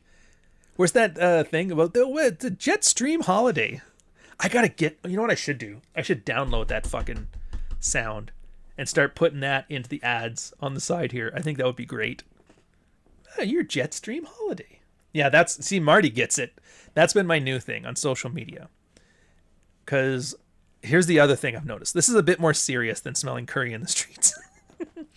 Is like all of our various news channels will send stories out when somebody gets sexually assaulted. And every day I see 2 groping arrests. A lot of them are underage people getting groped too. And it's almost a drinking game where like the last name is Singh. And so I just retweet them now. I'm just like, I'm tired, boss. I'm tired, boss. Because I'm like, that's good. Because I don't want to like get people on like racist rants. Because like, look, we all see it. We don't need to fuel the people who call it racist as like a means of shutting it up. You can just say, I'm tired, boss. And everybody gets it. It's the Jetstream holiday. I'm tired, boss. No, it's not even that, or like butter. First off, tikka masala is British, if I'm not mistaken, as is buttered chicken. But it's the generic spice scent. It's not even turmeric. Well, I guess it's partially turmeric. But I mean, technically a curry isn't a single thing. A curry just means a collection of spices. So between like cumin, coriander, turmeric, masala, or garam masala, and there's like a couple black mustard seed. There's like 100 different spices that go together into curries. Oh yeah, some of the food is all good if you prepare it properly. Like alagobi? It's like a spinach. Oh, fucking delicious. Or is that the cauliflower one? Either way, alagobi is fucking awesome. Samosas, fucking wonderful. They're the pierogis of India. You get the ones with peas in it though. Sometimes they just do like they cheap out and it's just potatoes. And then you're just like, it's not the same. You need to have the peas in there. There's a lot of good Indian food. I just don't know if I need to smell it at 9 in the morning in the middle of the street. My favorite curry is Tim. Yeah, but it's very clear. Like even... You know what? Let's move on. Let's move on. I don't know how negative I want to make this, Todd. I don't think we're going to go there with the podcast. It's the morning. You guys got to work out. I don't want to depress you by explaining what Canada's like right now. But we have tied with the world record for Venezuela, the Venezuela speed run any percent category glitchless. We're tied right now. I didn't think anybody could do it faster than Zimbabwe, but you know, fucking go Canada. The Jet 2, I'm tired, boss package. Yeah, so much pain in that pause. I know it's not just Canada. I know it's everywhere. Canada was just second. The UK. Every time I feel bad about Canada, by the way, I just look at the Britain. I look at Dad. Look at Dad and Mom, and I'm like, could be worse. Because theirs is they're fucking. Not since It's Okay to Be White have the lads come up with something so goddamn brilliant as like its mimetic potential, its protest potential, and all the Brits are doing right now is they're raising flags. They're sneaking into town and they're putting up Union Jacks and they're putting up St. George's Cross, which is the flag of England, if you don't know. So England and the United Kingdom. And they're just raising flags. And they'll put a flag up somewhere. And then the cops come and take it down because you can't have hate symbols like that in Britain. And then kids will come up and put 5 up where they took the one down. And so it's like this Hydra thing. And now everybody's realizing, like, dude, we just buy a bunch of flags, hang them up everywhere. There was even a case where, and it's in my like to-do list folder. There was a British kid putting up a UK flag in a neighborhood. And some Amazon driver from somewhere was driving by, and he got mad, started yelling at the kid. The kid was freaking out. Dad came out, told the guy to fuck off. The guy fucked off, came back with 20 of his friends into this neighborhood where they were just raising British flags, and then all hell broke loose. Now, I haven't seen what come of that. If I had to guess, I'm guessing they're arresting the kid and the dad for like tweeting or something, but I don't know if people got shot or stabbed or hit by cars. It's right up there with that story about a month ago where some immigrant stole this British kid's bike. Beat up the kid, stole his bike. Dad just hit the guy with the car. Fuck it. Bam. He's tired, boss. And they had it on because everything is filmed in Britain. There's all photographed. We have a huge nanny state. So you saw it on video and you watch it, man. The guy is just stealing the bike. He's riding, not a care in the world. Moves over to the side to get, because the car is coming, and the guy's just like, nope. Now, I don't think that's a proper response as self-defense to a mugging. But you kind of see shit's about to pop off. There's a real good chance of boogaloo. And I'm not even getting into Ireland. Boogaloo is an Irish word. Like, they invented the boogaloo. The fact that the IRA right now is coming out in defense of like mass migration for the Irish people, it's kind of ironic. But yeah, they're going hard over there. Tommy Robinson. I would worry about that. Tommy Robinson strikes me as, I'm not saying he is, but if there was somebody who was arrested and had government put pressure on him to be a glowy, like, maybe Tommy isn't, but if he was, would it look any different? I would probably keep arm's length on that guy. Same as the Proud Boys. Remember that guy who was running the Proud Boys? He was the most vehement supporter of the Proud Boys thing and keeping America great again or whatever. Turns out he was a Fed. So yeah, just be careful of people that are a little too popular. Definitely when they're like, hey, you want to buy some illegal gun parts? You're like, yeah, no. How about no? Hey, we should, what we should do? We should storm the cap. Like, yeah, boss. You first. Kind of like when Nick Fuentes didn't get arrested storming the Capitol, but Pat Stedman got thrown into jail. And I think a lot of that is just you avoid the performative shit. You don't, do things that work. Now, I'm not saying I have all the answers, because I don't, but people have been experimenting with a lot of stuff. So you just keep your ear to the ground, see what everybody's doing to handle and navigate these situations, and the people that are doing things that are working, just copy what they're doing. It's the same as the red pill. It's the same as the sexual stuff. What are they doing? What are the successful Canadians doing? Oh, they're moving to Florida. Florida it is then. Or Arizona. Jordan Peterson, Mr. Clean Your Room himself, is like, fuck it, I'm moving my room to Arizona. Move to the nice fancy part of Phoenix. I'm going to retire. Fuck you guys. I got mine. I'm like, good for you. That's the best lesson Jordan Peterson's ever taught. Clean your room, move to Phoenix. Viva Frey, the Canadian lawyer turned YouTuber, he moved down to Florida. The Jewish Canadian that went to Florida. Who'd have thought? But you see what I mean? Anybody who's talented in Canada, anybody who's got potential, and it's one of those things, like, the longer I'm not there, the more it kind of gives me that realization that maybe I'm not as talented as I think I am, which gives me that burning fire inside to do better, right? And it's one of those things when I see you guys bitching about America, where I'm just like, you guys, I cannot wait to have American problems, because they sound so great. Man, I ain't fuck this 1712 bitches, or whatever year. I have to learn that. 1812 all day, every day. 1796. You don't understand, my dad's a Nazi. I'm like, dude, I would kill to be in that position.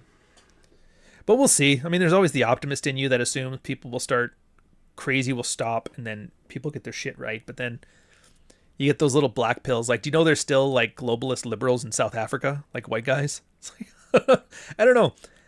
That's like seeing a Rhodesian talk about how great. There's a certain point where you kind of realize, like, maybe your team doesn't really like you. Yeah. But yeah, South African globalist liberal white guy. I can't think of a more like self-hating person. Meant asymmetric sky. Oh, King Rob 555 $5.01 super chat. Thank you very much, sir. Couch, here's a heartfelt for your work. Not to spoil anything, but do Jake's argument in the beginning represent his buffers? Oh. Are you talking about when he's arguing with him, like talking to himself in his head about his little rules and that? The answer is yes, by the way. It's part of it. Dude, I'm so glad you don't understand when it comes to like people talking about the books. Like when I actually do write fairly well, mostly because I have a good editor. But, you know, I have to get started, so I'm like the wheels and he's the engine. But, like, little things I put in there. Yeah. So I give it, he's a promise keeper. And his stuff that's really bad and works against him, it's buffers. He makes up stupid rules. He thinks that'll make his life better. Oh, I can't pick up a girl unless I have 3 drinks. He doesn't do that, but that's the same kind of thing. So he has all those rules the way he will and he won't act, and it'll give him a problem for your life. It's a giant covert contract. He's a promise keeper because he's kept a promise to his mom because he hated his dad because his dad made his mom cry.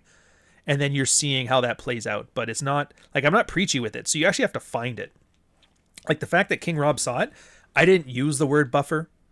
I didn't make note of it as buffer. You kind of have to know what to look for. And that's the other part that I enjoyed about this, is that if you don't know, like, all the stuff from the sidebar, you'll see him acting a certain way, and you can tell it's bad.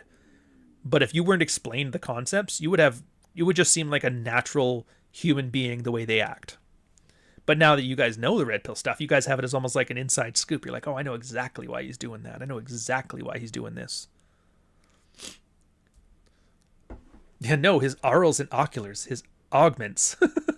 You're talking about softbone now, silly. There's no augmentations.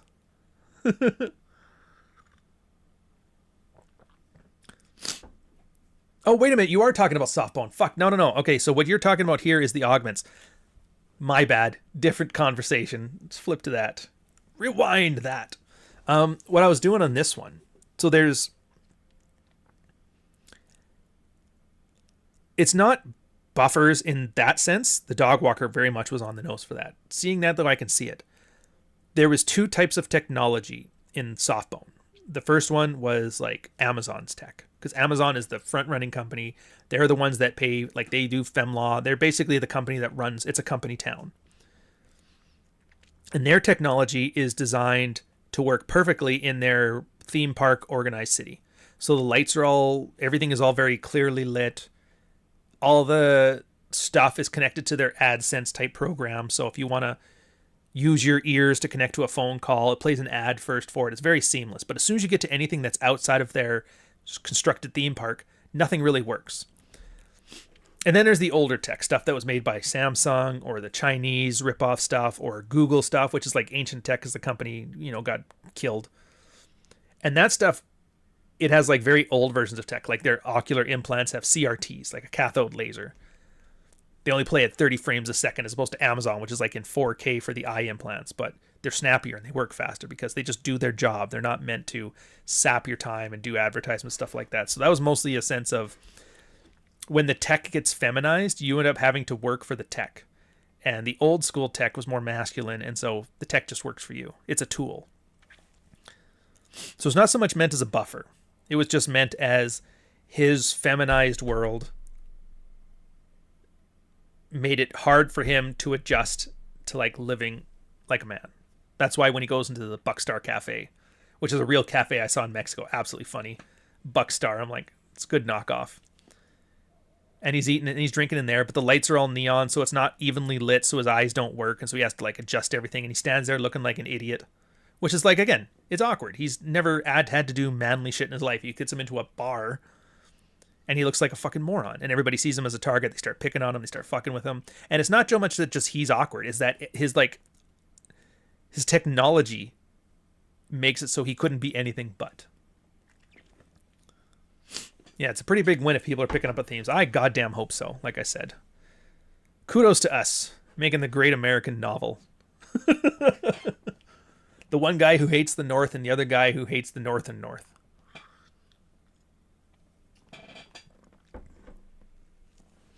Well, Johnny, technically there is that. There is a scene where like the chick that he falls for, the e-girl that he falls in love with, he catches her sleep with some dude.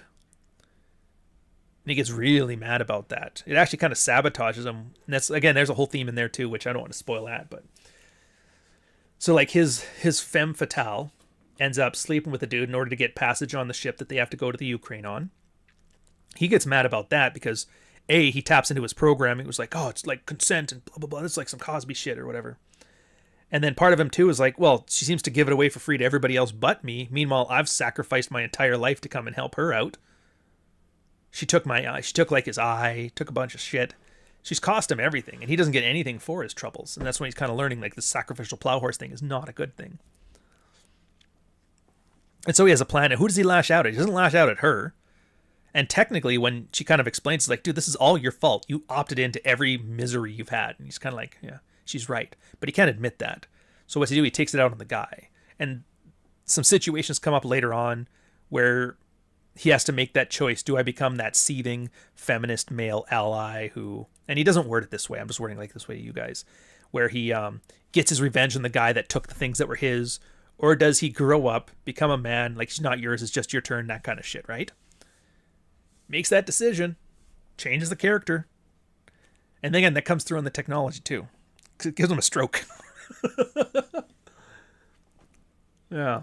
Changes his character, and then the technology in him changes too. So I was like, again, the symbology of the technology. The technology is really more of like a symbol for the amount of like feminine energy he has as a person. And so as he becomes more confident, self-aware, masculine, the tech in him starts changing that way too. Yeah. So thank you. I totally got the books wrong we were talking about. It's little things like that. And it's one of those things that like I worry about. Like I do that because A, I respect your time as a reader. B, I want you to get enjoyment from it on multiple levels. I just don't want laser guns and robots. Oh, yeah, it's cool. Fucking, wouldn't it be great if you fought Yoda? I also want you guys to be walking away like, dude, that was actually fucking clever. I never would have thought of that. Or like, I've thought about that, but putting it that way is good. Like an actual more than surface level enjoyment. So you can enjoy it on multiple levels. The idea is one book, you're enjoying it 3 different ways. That'd be great. But the worry is then, like I said, the one bad review I got from Dog Walker, he's like, it's just linens and sofa cushions. I don't give a fuck. It's off-putting to those kind of people. So when you guys start talking about the themes here and you like them, like I said, it's like Nick said, I consider it a win. That's great.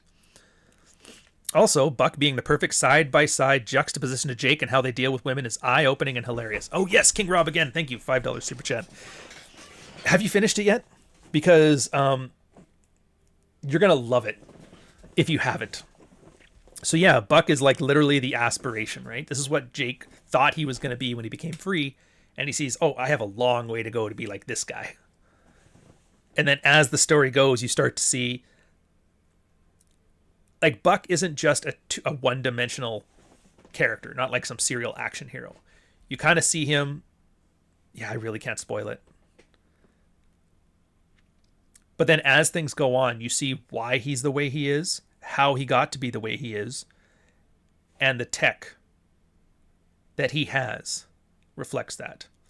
And then as Jake advances, those kind of things connect in a way you wouldn't expect. Until the ending. So yeah. The one thing I've really hoped for, and I think that works, and I'm really hoping the sequel does that too, though, is by doing stuff like this, to give you stuff to think about, but not do it in that. Remember we were talking before about guys who had to use the fancy terminology and all this shit? I don't want to do that because then it's just off-putting. It's like, I'm just trying to tell you how smart I am. But like to actually communicate a guy making a change like this and then have everything in the book. Like his even his gun he has like a little old revolver firing little plasma bullets. But like that, even that attaches to like the character and the themes and the thing and all the tech does and all the situations they're put into.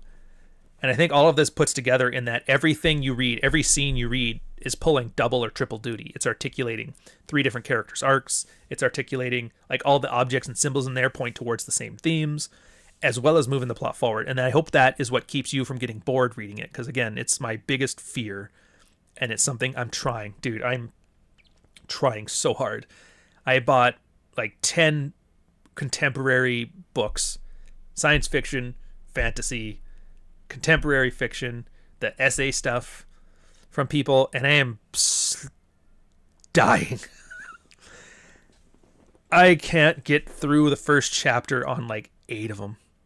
8 of them. They don't hook me. They don't tell me what I'm in for.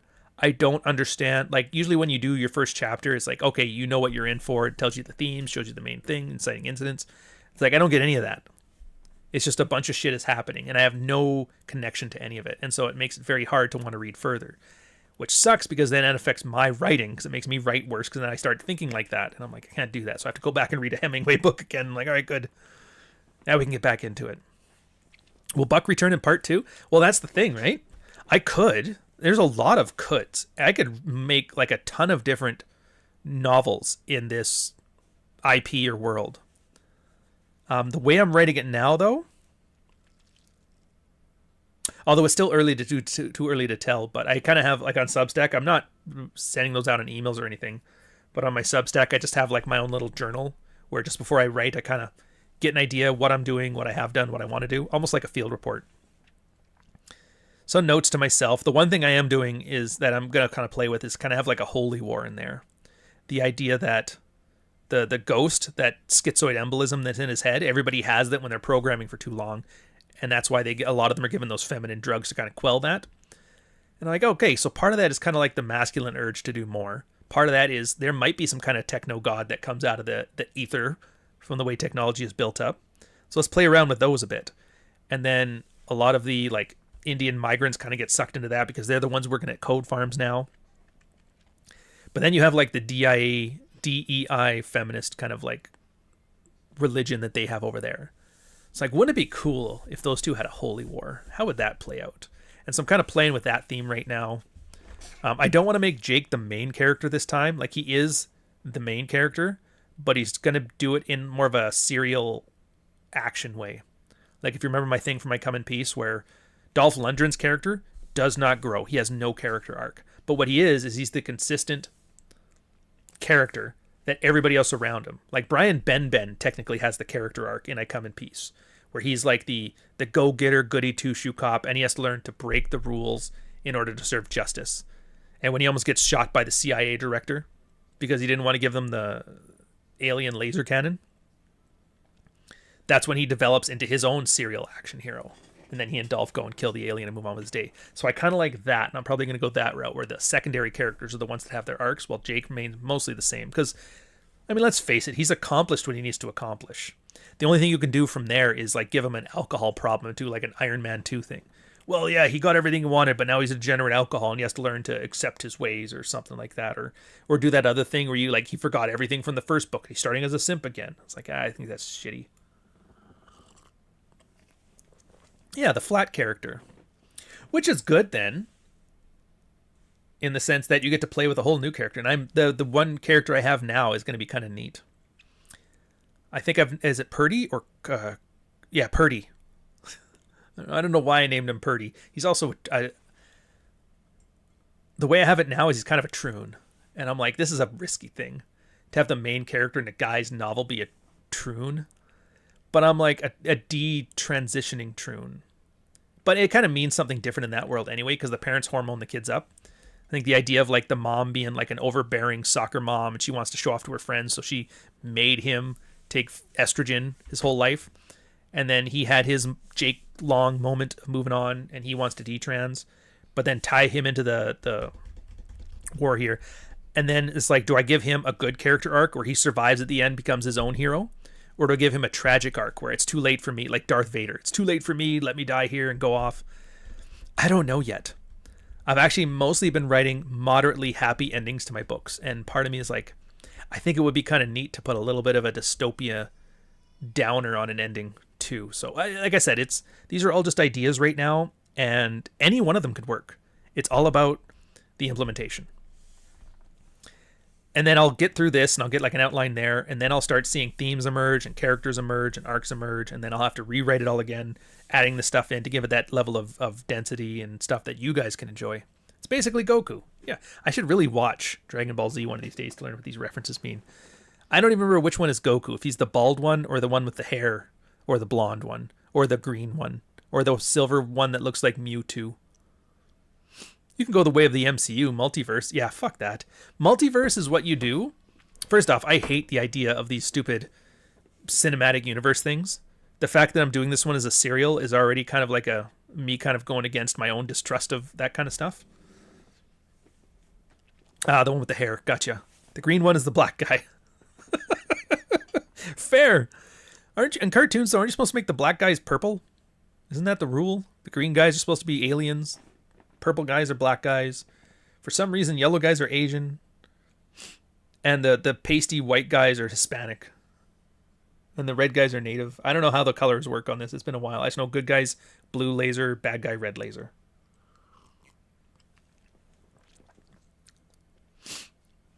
Yeah, so it's interesting. I'll see how that one goes. I've also got like an outline started, The First Family of Cydonia. It's just like a cyber western. I like the idea of westerns, but I'm not going to write a Lonesome Dove, I don't think. So I think the idea of treating the colonization of Mars as the Wild West, I always liked that idea, and I love the idea of Cydonia. Like even that Muse music video, I fucking loved that one. Like I think they captured the vibe of what I wanted to see. That Star Trek California mountain western with space lasers. Shit, I love that stuff. Mutants and nuclear power and tech people and wokesies ruining things and suicide and cannibalism. I'm like, fucking right, let's get in there.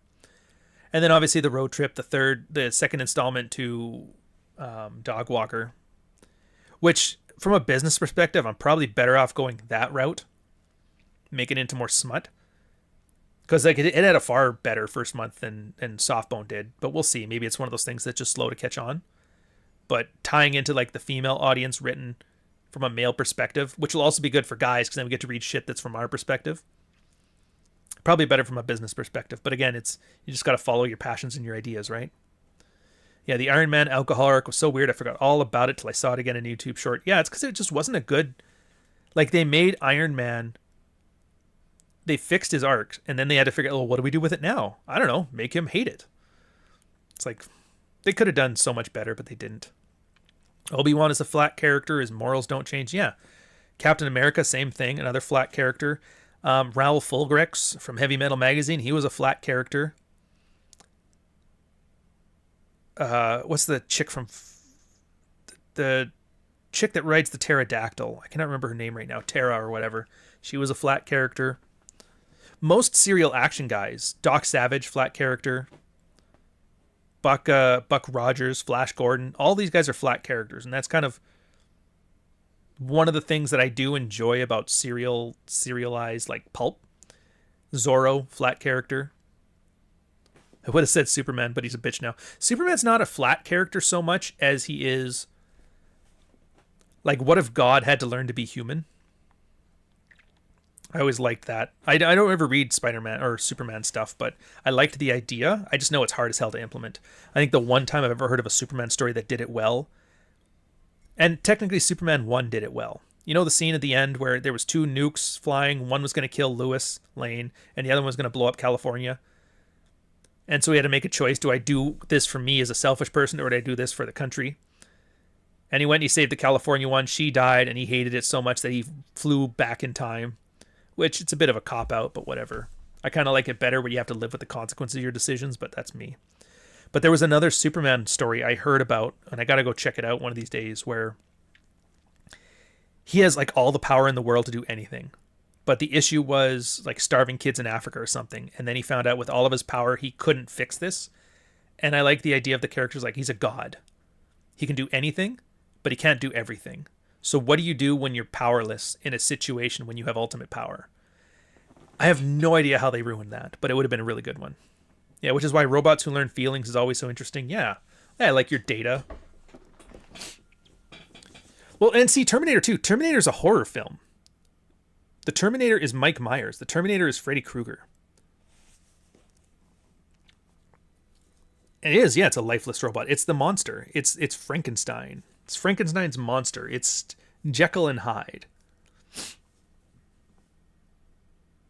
Yeah, the robot's learning, feeling things. I mean, I think it's a bit stale at this point because there's been so many ways that it's been done before and done again. that I would find it hard to be able to write robot learns feelings. It's kind of almost like writing about the man's technology and hubris got us all killed. Star Wars made it stale. Well, Star Trek made it stale. Data did it for 10 years.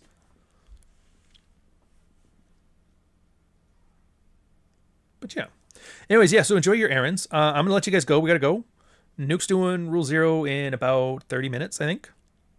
So we'll be over there. I might be a few minutes late, but I will be there.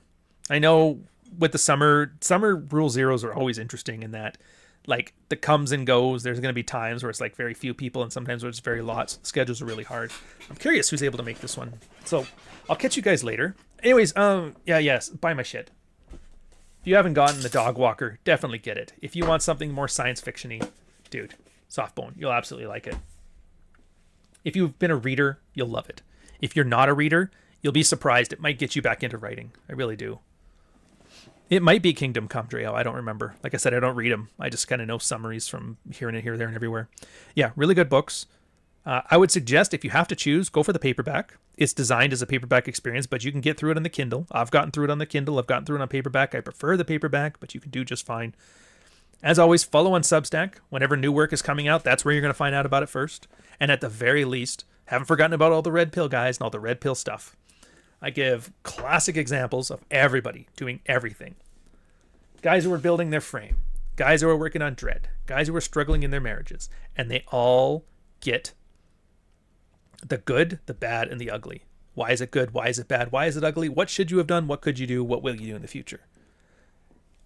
It's not for guys who are wanting to learn about the red pill. There's dread and frame and praxeology and the Rolo stuff for that. It's not about like talking about the single guys doing the dating stuff. Nuke does that really well anyway. For mine, it's like, yeah, you've got to figure it out. You're trying to get your shit on lock when you have like different problems now. And then the same problems that everybody makes every time. So at least you can not make the same mistakes everybody else makes. I enjoy it. A lot of people enjoy it. Feel free to come in there. And again, the more support and love I get on there, the more I end up doing that. Heaven forbid, on the off chance it becomes one of those 6-figure side projects on its own, I'll probably end up doing it full time, and I'll be able to throw more of that shit at you that you can believe. But yeah, I'll catch you guys later. Or I guess I'll see you in a half an hour.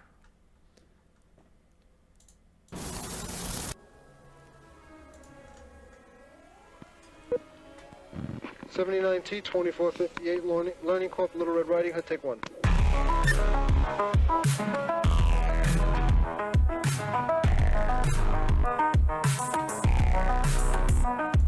40 years